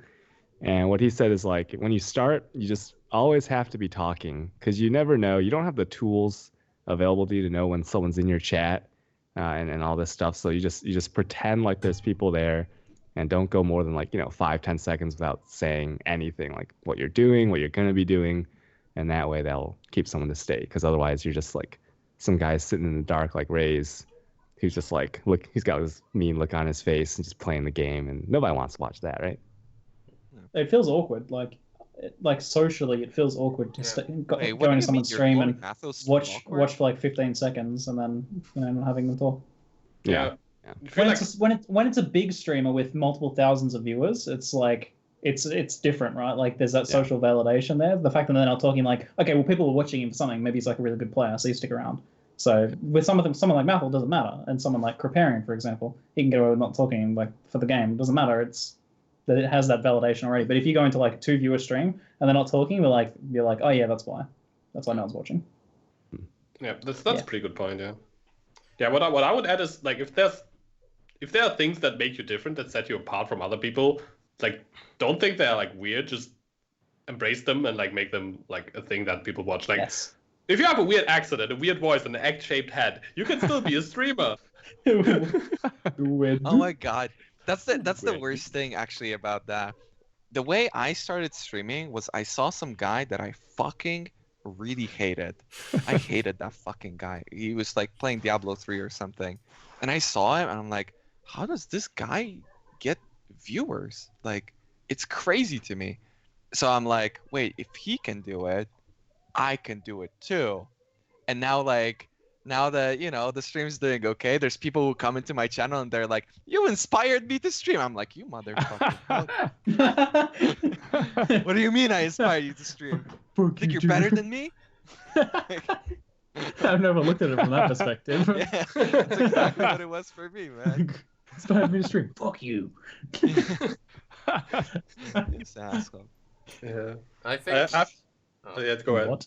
I think my one thing is, and I think everyone has to accept this if you do anything on the internet, is not everyone will like you, and you just can't please everyone. I feel like a lot of people, they make a guide or whatever, like even if they just like write a forum thread, they get like one random person bashing on them, and then they freak out and go, I'm never doing that again, that was like too scary. If you're going to stream or do YouTube, you need to just put up with the fact that people are going to tell you to kill yourself every now and again. That's when you know you've made it. When someone's told you to kill yourself, that's when you've made it. You're like, yes! When someone's got enough dedication to click on every single video you make, and the first line is just kill yourself, you know you've done something right. Because they're spending time of their day to tell you that something's wrong. That's what I do. I get that, like, whenever I ban somebody who's, like, been watching for the longest time, and all he ever does is talk shit, it's like I get that warm fuzzy feeling like I saved a life or something. It's like, well, now you don't have to watch my garbage stream anymore. You can go on and do something with your life, Become the president or something. You gave him a new purpose. Exactly. Really you sent him out there into the world, giving him a new purpose. That's doing good work. It's like your good deed for the day. You can chalk that out. I like how two guys that I've done exactly that too are in the chat right now. And they're like, hi. They should be like, thank you, Raiz. Thank you. It's like seriously though, on that topic though, it's like the people being like really obvious, like I fucking hate you and kill yourself and stuff like that. They're pretty easy to filter out. It's you actually need to pay much more attention to how you handle the minor stuff. So like someone who's usually pretty cool and chill with you, and then kind of just kind of nibbling away at you every now and then. That's the stuff that gets to you more as a streamer usually. Yeah. And that it can sneak up on you too. Like that can have an effect for sure. So definitely learn to like, de-emphasize how important some of this stuff is as well. Learn to mentally filter it a bit. Yeah. Also, there are like some people like handling your community well. That's something that I actually learned a lot from Ziggy, how like he handles his chat and his community in like a very indirect way, but like just like being a good example and stuff that kind of works, because you attract people that are like you, because people will tune in and they're like, hey, I can relate to this guy, and then they will stick around. So if you're like constantly being like, I don't know, super mean to people, people will be mean to each other in chat. And if that's something you like, that's cool. But if it's not, then it's not. So that's something that also helps. Like if you start to grow, but you're wondering why you're attracting all the wrong kinds of people, that might be why. Yeah. Chat's like raising a child, honestly, and if you neglect them as well, they will suffer emotionally and will act out. A lot of applies. There's a certain like meme that you can't, if your chat gets to a certain size, you can't stop them from becoming horrible, right? Like every chat is destined to become like crypt chat or something like that, like just spam, right? But that's absolutely not true. You get to set the tone, and you do. It takes work. It depends though. There's exception. Like look at Etup. His chat is the worst thing ever, and Etup's the nicest person on the planet. So. But that's neglect, I think. Yeah, I think that's neglecting, and also not like. It's also sometimes he encourages it as well. You have to. Yeah, a little bit. I think he enjoys it. Yeah, I think he enjoys it a little. But he's like, it's a pretty weird chat. It's a good combo. Yeah, it is very unique. I quite enjoy. Like I actually enjoy stepping into these chats for a while, like crypts and etups and stuff like that. I'm just like, God, some of this shit is hilarious. It's like a real it's like a real ferocious competition for them to outdo each other with their memes and shit. I'll meme each other. Will my copy paste take on? I have this weird thing. I spend a lot of time in Rekful's chat, and I'll pick up memes, and then I'll make like a random tweet because half of my viewers are also Rekful viewers.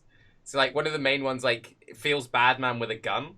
Someone left, like, a random comment on YouTube, and I replied, feels bad man with a gun. He's like, oh, shit, Tarke, that's really dark. Are you okay? I'm like, no, it's fine. I've just been watching Rekful recently. Like, calm down. You do need to, like, watch your memes sometimes.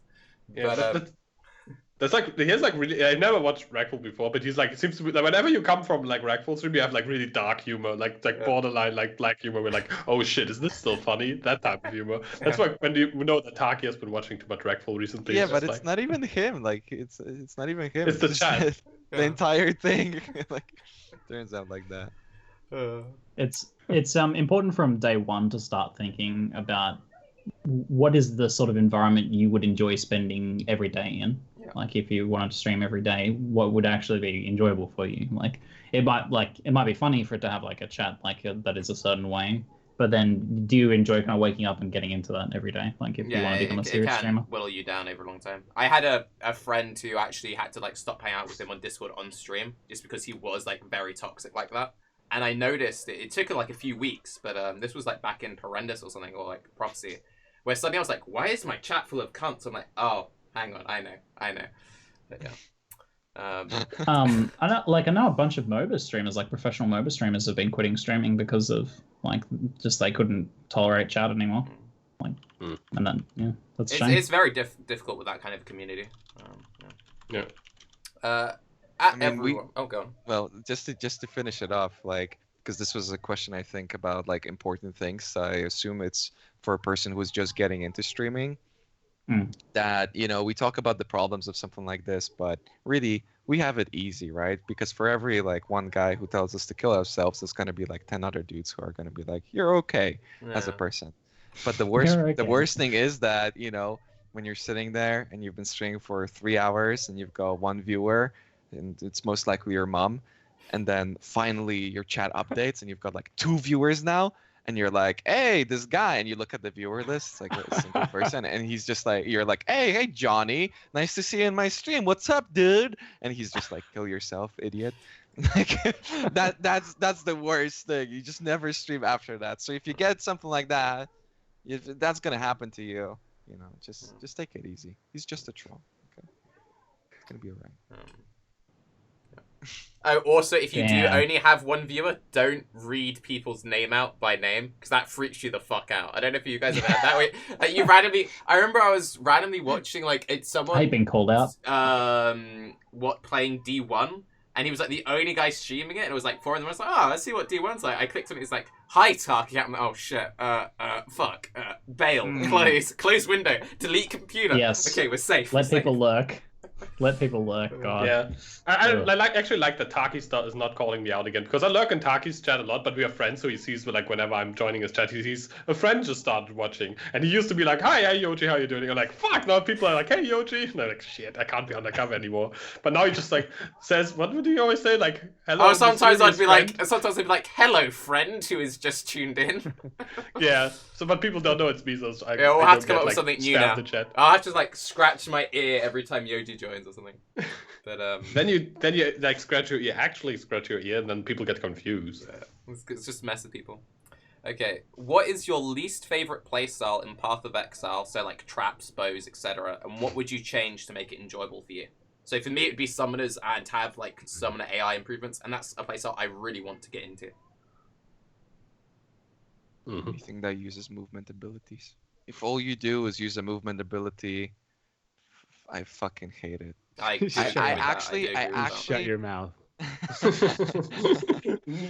I actually played like what was that, Vol Molten Shell, when it was like really OP with like B-nodes and everything. It was so fucking boring to me that I actually screamed out loud, "Take me to standard," and like exploded in front of like a bunch of birds.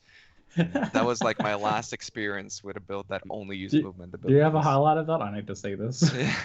This was a while ago. It's probably somewhere for sure. It was just too much. I had a very similar thing with Vol Molten Shell. I played it chasing a Demi in the 2-week, got the Demi, and I was like, I am never playing a Whirling build ever again. I just could not. It's ruined it for me. I kind of like agree with you guys. Yeah, I'm like thinking like, yeah, mines or something, I guess. But yeah, honestly, like the thing that's been annoying me more is, you know, over reliance on movement skills. Like it feels least pleasant to play now.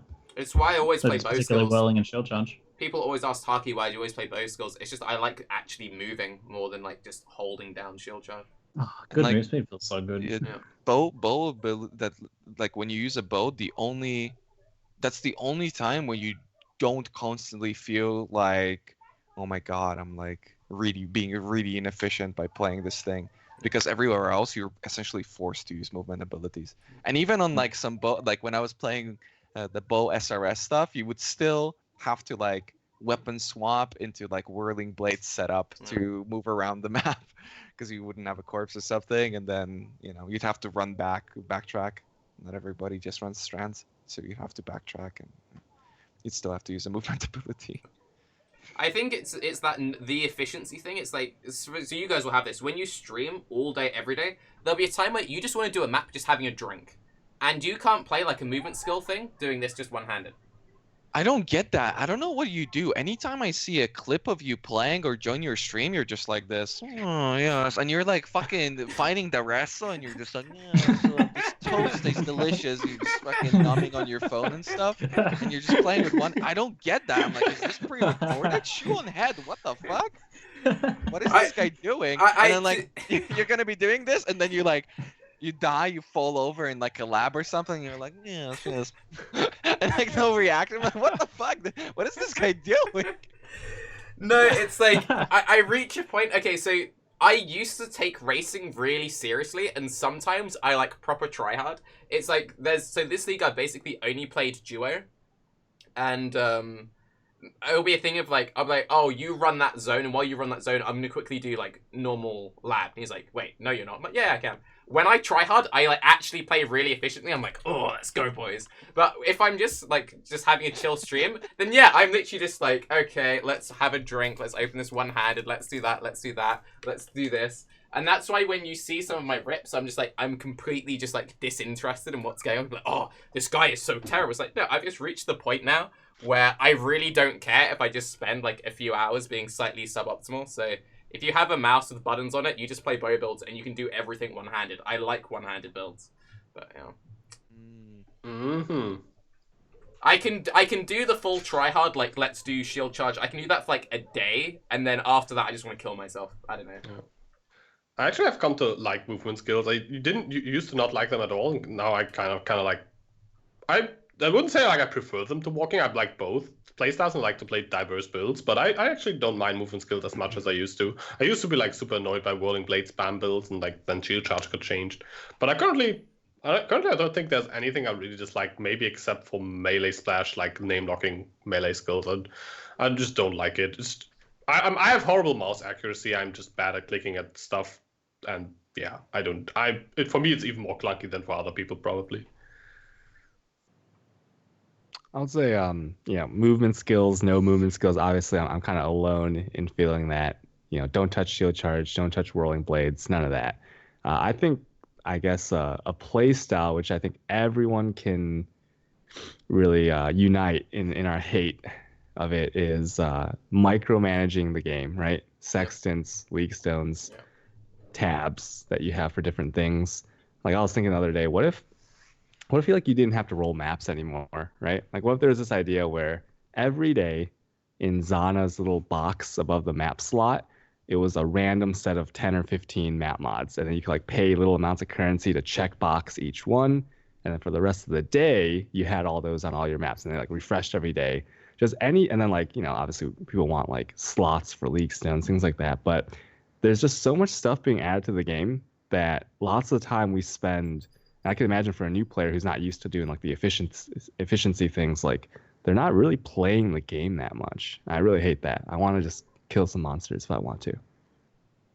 I don't know if I agree with having pre-rolled maps, but I do fucking hate sextants and league zones with a passion.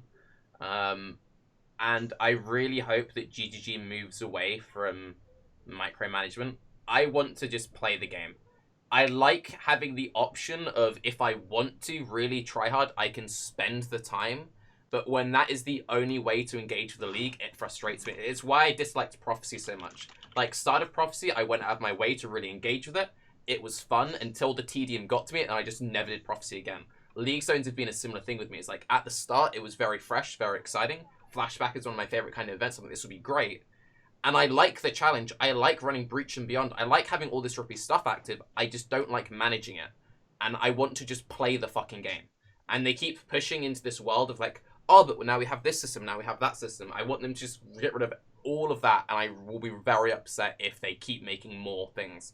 And I feel like they are very much, every league, they're like, we need this new system, we need this new thing, and they keep pushing themselves in this corner. We need to keep adding more management. And I don't know. I hope they remove that personally. I'm sorry, CuteDog. I don't actually unite on this particular topic because I love the layering of interesting interacting mechanics. I love the like layering an interesting sextant mod with an interesting league stone that interacts with some map mods. I like that, man. And I like that when these things sort of come together. I feel like that's some of the coolest moments in PoE is when these many different like mechanics kind of come together in some crazy way. But this is the thing. This is a completely different perspective of two players. On one side, you've got the softcore guy who clears a strand in 30 seconds, and on the other side, you've got the hardcore guy who plays, a wand build. Like, he takes 30 seconds, you take 30 minutes. Like, that's the difference, 30 minutes. Jesus. Whoa. So imagine the amount of micromanagement he has to do, right?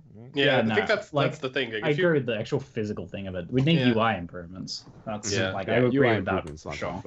But I think Raiz makes a good point, because the more you min-max the time you speed clear a map, the more min-maxing per time played you have to do, right? Because if I take half an hour per map, I only have to change my sextants like every 2 hours or whatever, and if I only take 30 seconds, I have to do it every 2 minutes, and that's annoying. Yeah, that's basically what it comes down to. And so yeah, maybe with the clear speed going up, they would have to like revisit their UI mechanics, because people clear faster, so they have to redo their stuff more often. And yeah, maybe with the change of the meta, this is something they need to look into soon.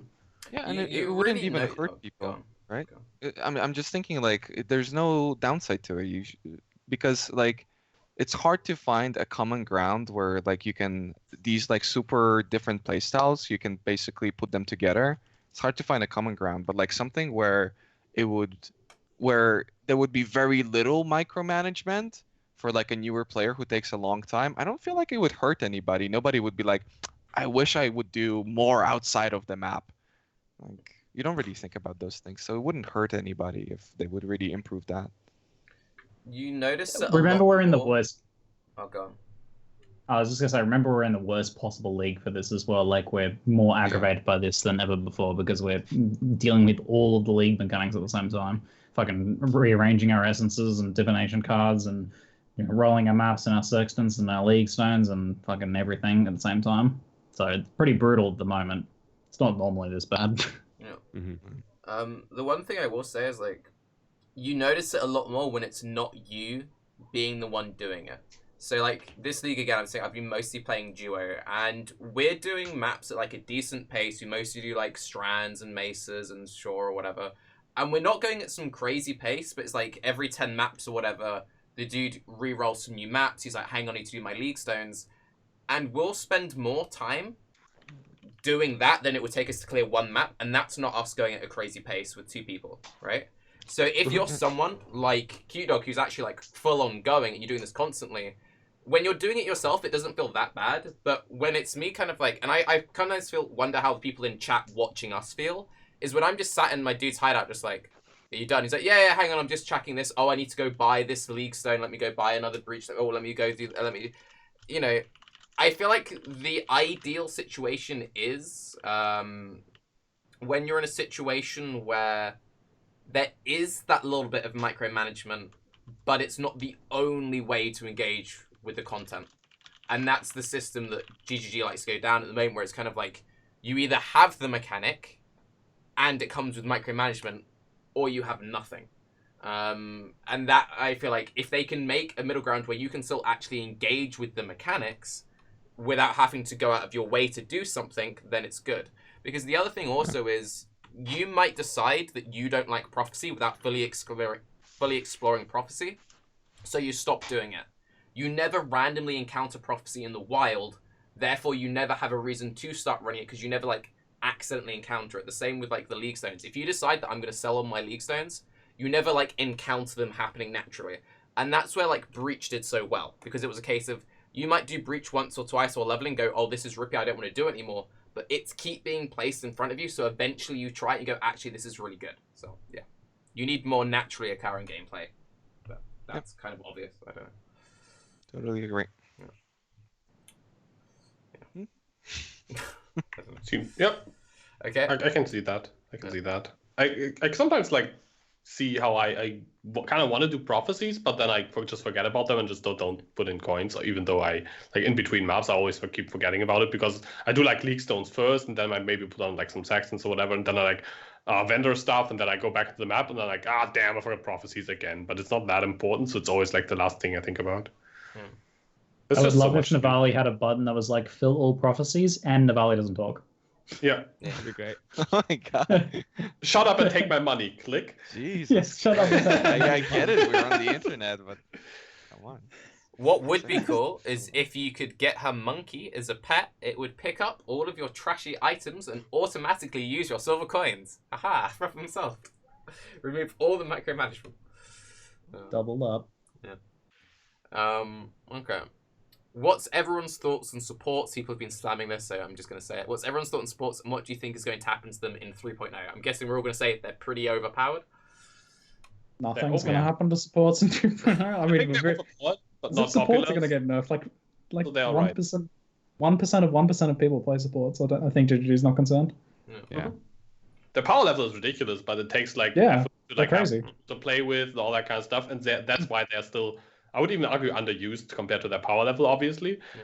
But it's kind of like a niche playstyle. It has the downside of you can't play alone, which is a pretty big downside for a lot of people.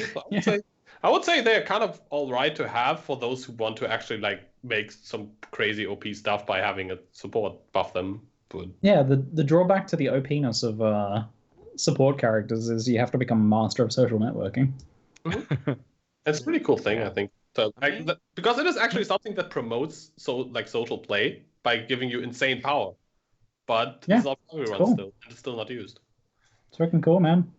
They did target supports in the past a couple times. I mean, they nerfed curses, they nerfed auras multiple times.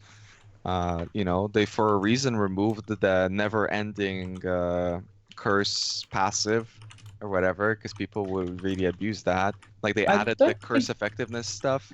They sort of targeted supports in the past. I don't think it's that unlikely that they will in the future. I don't think future. that was targeted at support characters, though. I think that was targeted as these mechanics for people using them in their regular builds. Like, I don't think that was targeted... Like, it hit support characters, but I don't think that was directly targeting support characters. I don't know. Like, curses Maybe weren't the really perma-curse popular. one. Like, the Maybe perma-curse thing, like, yeah. But Maybe even... that, yeah. Like, people didn't really use curses, though. Like, curse... I think before the curse effectiveness thing, curses weren't really considered that OP. Outside of, like, a support. I don't remember people using, like, every now and then you'd look use, like, Assassin's Mark. I feel like all the way back into Act 2, the curses were always, like, super popular as, like, a very strong mechanic. It's only got a lot stronger and a lot more popular and widespread after curse effectiveness, but I feel like I can't remember a time in PoE's history that curses weren't strong. Okay. Yeah, I think once like curse on hit was, especially once curse on hit was kind of a thing, and then now like with blasphemy as well. I mean, self-casting them is kind of clunky. Yeah, for sure. It just doesn't fit into the current game anymore. Like self-casting curses, even though it's quite effective, it just doesn't. And also, you're like so rewarded because of the effectiveness. Like even if you use curse and hit, it's got like effectiveness, blasphemy, effectiveness, like. Yeah. And you can apply multiple curses with like curse on hit as well, which is always great. Do you have one cast for like 2 to 3 curses if you're actually curse on hitting, like as a summoner or whatever, EE curse on hit, 4 lightnings, that type of stuff. Okay. What do you wish you would have known as a new player to Path of Exile? When I started, that was so long time ago, I don't think that would apply at all anymore. Yeah, it's kind of awkward for us because like it's really hard to say what I would like to know now. Yeah, because it's really hard to tell what it would be like starting to play PoE now, because back in the day everything was just so different. The GCP recipe. When I started playing PoE was long before the discovery of the GCP recipe. Yeah, if I'd known that shit back then, man, could have made me some sweet YouTube views. Yeah, but that was only that was like 10 people that knew about that. The GCP recipe. So and the worst part was like, I don't know if people realize this, but this was like all the beloved PoE players knew that. Like Gangsta Boo and Baker, like they knew about that before everybody else did. You know, keeping a secret. Good work, guys. I wish like this isn't exactly like when you're super new, but I wish it would be better explained how divines work. Like it doesn't really affect anybody, but you can throw quite a bit of money. It's like, am I really this unlucky? You don't realize that it doesn't reroll the brackets. I see that all the time, eh? Someone like asking about this item they're divining, and and I'm like, oh god, no! And now I have to tell them, I have to rip their heart out and be like, yeah, you can't divine 8 life up to 80 life. Oh my god, I remember when I started playing and I picked up a shield, and back then you were able to like reroll max sockets and stuff. I picked up a shield and it looked like it could have 4 sockets, and for whatever reason I thought that was like reasonable. I was farming Felshrine because I watched a lot of Crip, right? So I was farming Felshrine. I used like 150 jewelers, and then I was one of those guys who went onto global chat and was like, what the fuck, is this thing bugged? Like I can't roll 4 sockets on this shield, what the hell, guys? And I feel like I've done just that like too. This guy must be trolling. I think everyone probably did that back in the day. I think I did that at the very start. One thing I will say, and I think this also is just to not new players, with some uniques, when it comes to divining, just buy the shittest one and divine it. There are some items which are like vastly overpriced, like combs, for example. You can get like a trash tier roll combs for like 40C cheaper than like one with 5% more fire damage. So you can buy, especially at the start of a league, like towards the end of the league in hardcore is about, but at the start of the league when divines are like 2C, and you can buy like a terrible unique, which is like top tier, and it's like 30-40C difference. You're better off buying a few divines.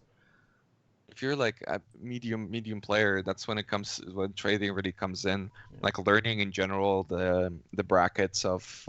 I only recently have gotten like slightly better at crafting, but I used to do a lot of like flipping of items and stuff like that. And only recently have I more gotten into crafting, and now I understand like bracket rolls and stuff. And you can, for instance, for like a medium advanced player, if you don't know how to make currency, you can actually snipe items that have like bottom rolls of a certain tier and then divine them. Like for instance, Noogie had a chess piece that had like hybrid and flat and percent, yes, and his chess piece rolls were between 712 energy shield and 854 or something. Like, Jesus. That makes a difference between, like, you know, a 1x item to like a 15x item or something. Yeah. Like, maybe not this league, but it's a huge difference. Yeah. Yeah. Yeah, That that guy in applies to chat a lot of yesterday.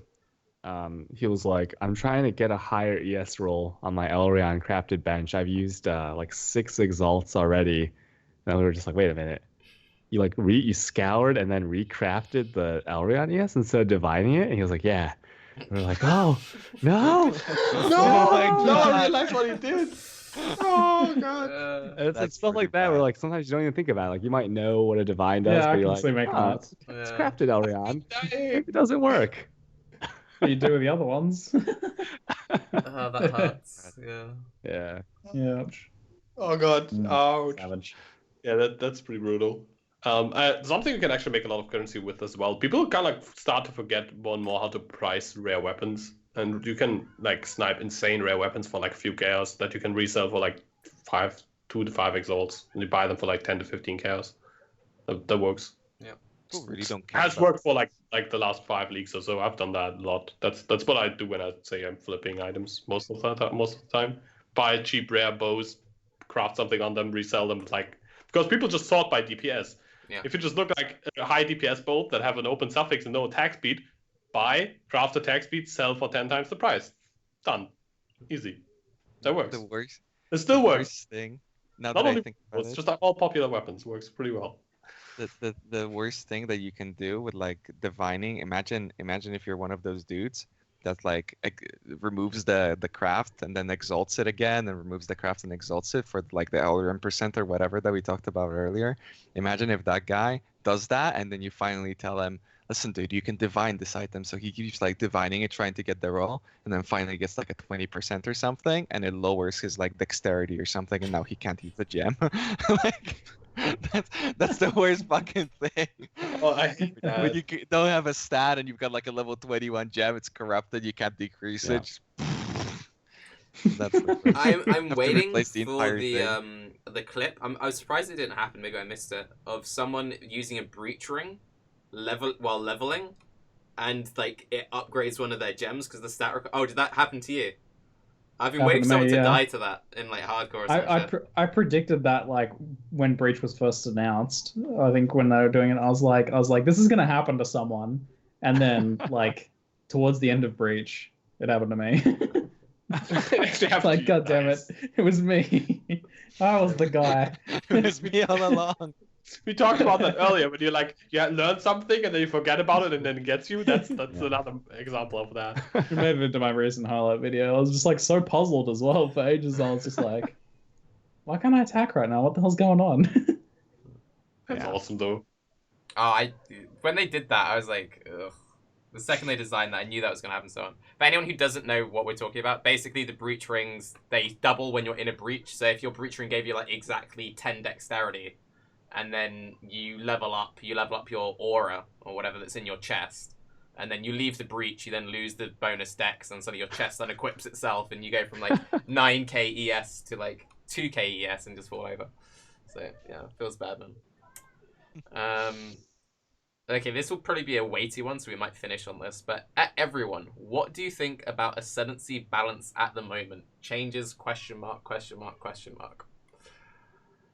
I'm guessing we're all perfectly fine with the state of everything, right? And there's no topic of conversation. Podcast topping it off with the worst question ever. Then we can spend 50 hours. I know. I mean, we could spend an hour talking about Ascendancy classes and comparing them and contrasting them and shit. Okay, very briefly, if we could all only change one Ascendancy, what would it be then? Like 1 2-pointer. That might be something realistic. 1 2-pointer. Like. Okay, let me just start. Yeah, just CuteDog go. Scion gets either another Ascendancy's like, points, or you get to like double the values on one of the ones you already have. Bam, Scion's okay. Sure. Easy game. I would change Occultist with the blasphemy changes. I would change Occultist because the way Profane Bloom is right now, you have to have the mob cursed to make it blow up. So I would change Profane Bloom so that recently cursed mobs are now capable of blowing up after death. Yeah, that would be huge. That's my one thing. For me, what would that change? I don't understand. Well, no, because currently the blasphemy is like this big. Through a mob, yeah.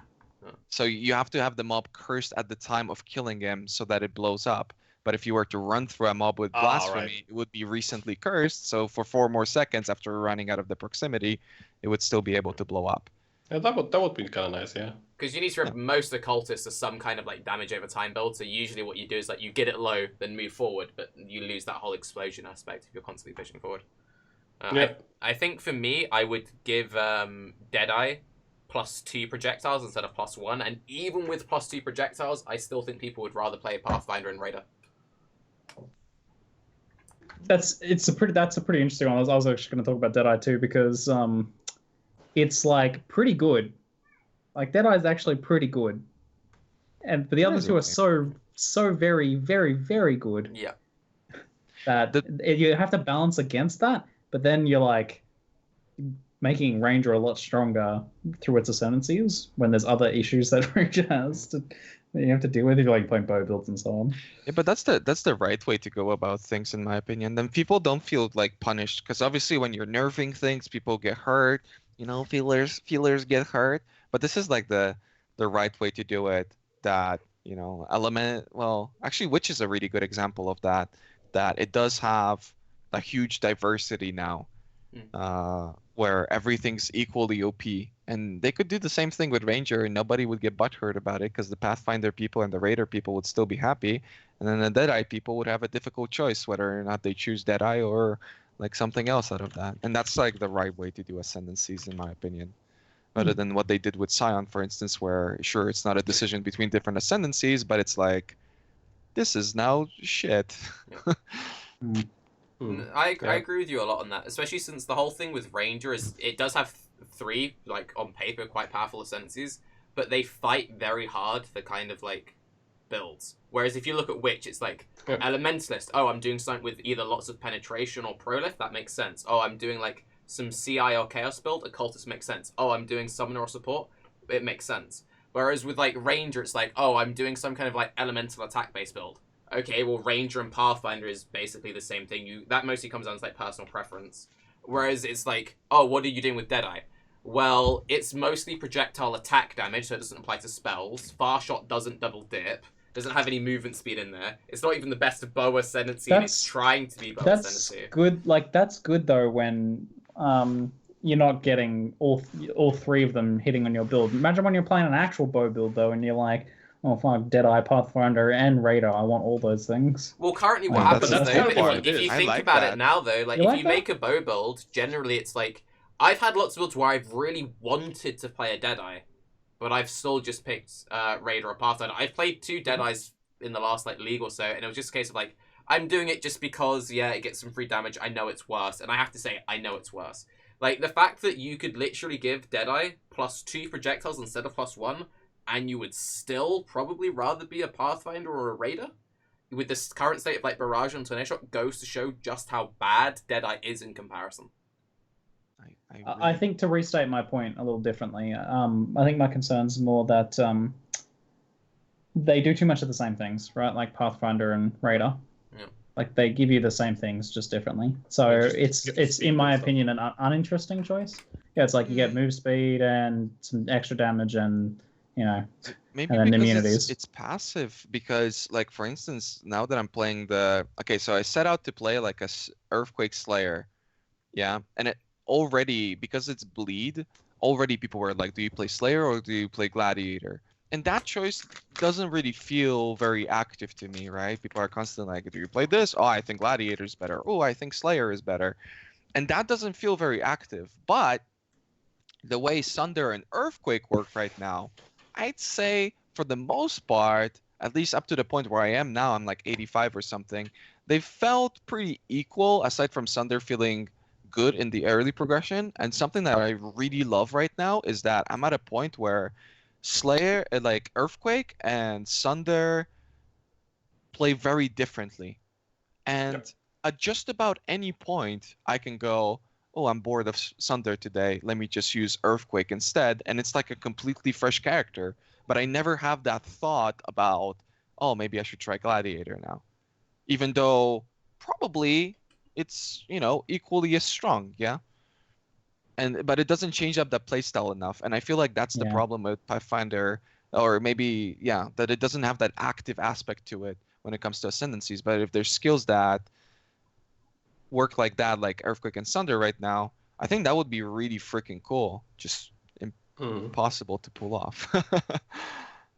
How I kind of see the Pathfinder versus Raider choice, if I whenever I had to make it in the past, I was always like, can I be bothered to always have to keep my flasks up, to have my power available? Because Raider's a lot more automated and Pathfinder's all flask based. That's kind of the main choice I make. It's do I want my immunities all the time because I get them for killing and hitting stuff, or do I want them to click something every 10 seconds? And then I'm okay, I guess I'm at the moment I can't be bothered to having to flask all the time, so I take the little bit more power for inconvenience. And then if I can't be bothered, then I go Raider. That's mostly what it felt like to me, and that's not really a good choice to make. And then there's Deadeye, which I always felt it's just worse, but it kind of has some things that I don't really want as badly as the other things. One thing I did see in chat, which was kind of cool, was if Deadeye had some kind of guaranteed hit. So the first hit would be it wouldn't miss, and then chaining and forking would be whatever. I think that'd be pretty cool, having a mini RT effect where you could still go crit. That'd be kind of, even then you would probably still pick something like Assassin just for DPS, but it needs something interesting. Yeah. By the way, on the topic of Ascendancy issues, I have two little issues with Ascendancies. First of all, Gladiator has charge gain, the endurance charges and frenzy charges with main and offhand weapon, which are really good. But you don't gain them if you have blood explosions from the other 2-pointers to kill the enemies. That annoys the crap out of me. If that would work together, I'd love it, because I'd probably play it, because the charge generation is actually really nice to have. And then I would think it's cool if that worked, but it doesn't. And then Hierophant never made sense to me with the 2-pointer for mana gives you lots of mana, right? And some mom.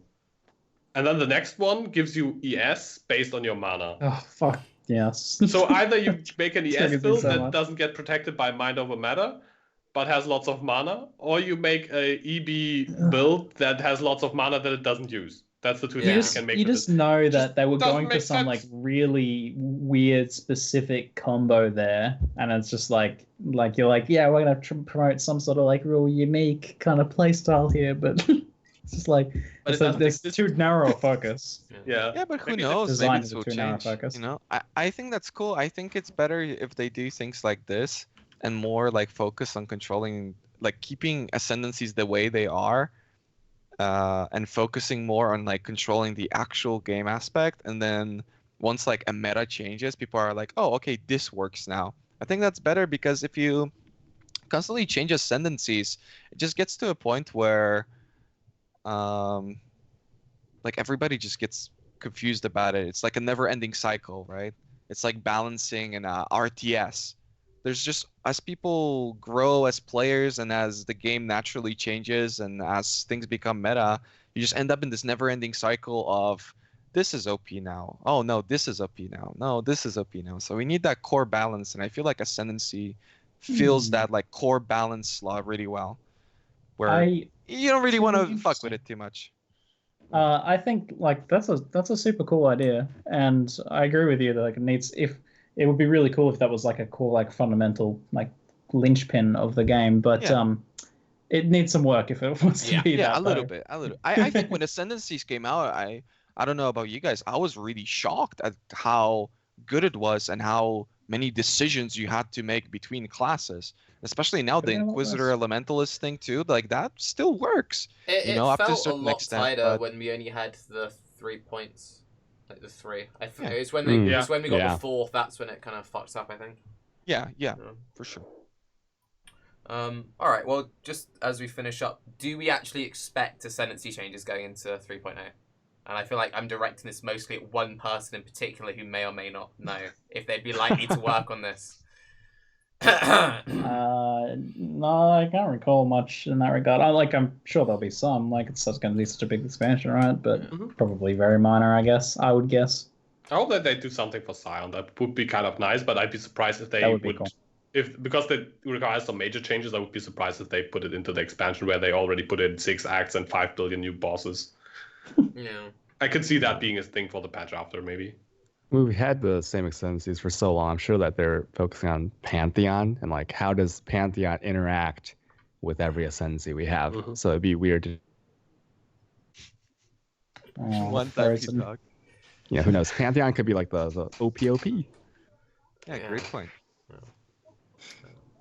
Okay. Well, I feel like we've hit the 3-hour mark, so that's probably a good place just to... Yeah. Probably about... This is the longest we've gone. Yeah. That's including a bit of pre-show, so maybe let's say like 2 hours 40, but yeah, I feel like that's a good spot. Q&A episode wildly successful, huh? Well done. Mm-hmm. Well done, everyone. From our perspective. Yeah, I don't know. Everyone was probably like, fuck, this is so boring. Worst show ever. For us, it was like rambled for 0 3 work hours. put in, 3 hours of content. Yay! Seems good. Yeah, Got we're it. all You from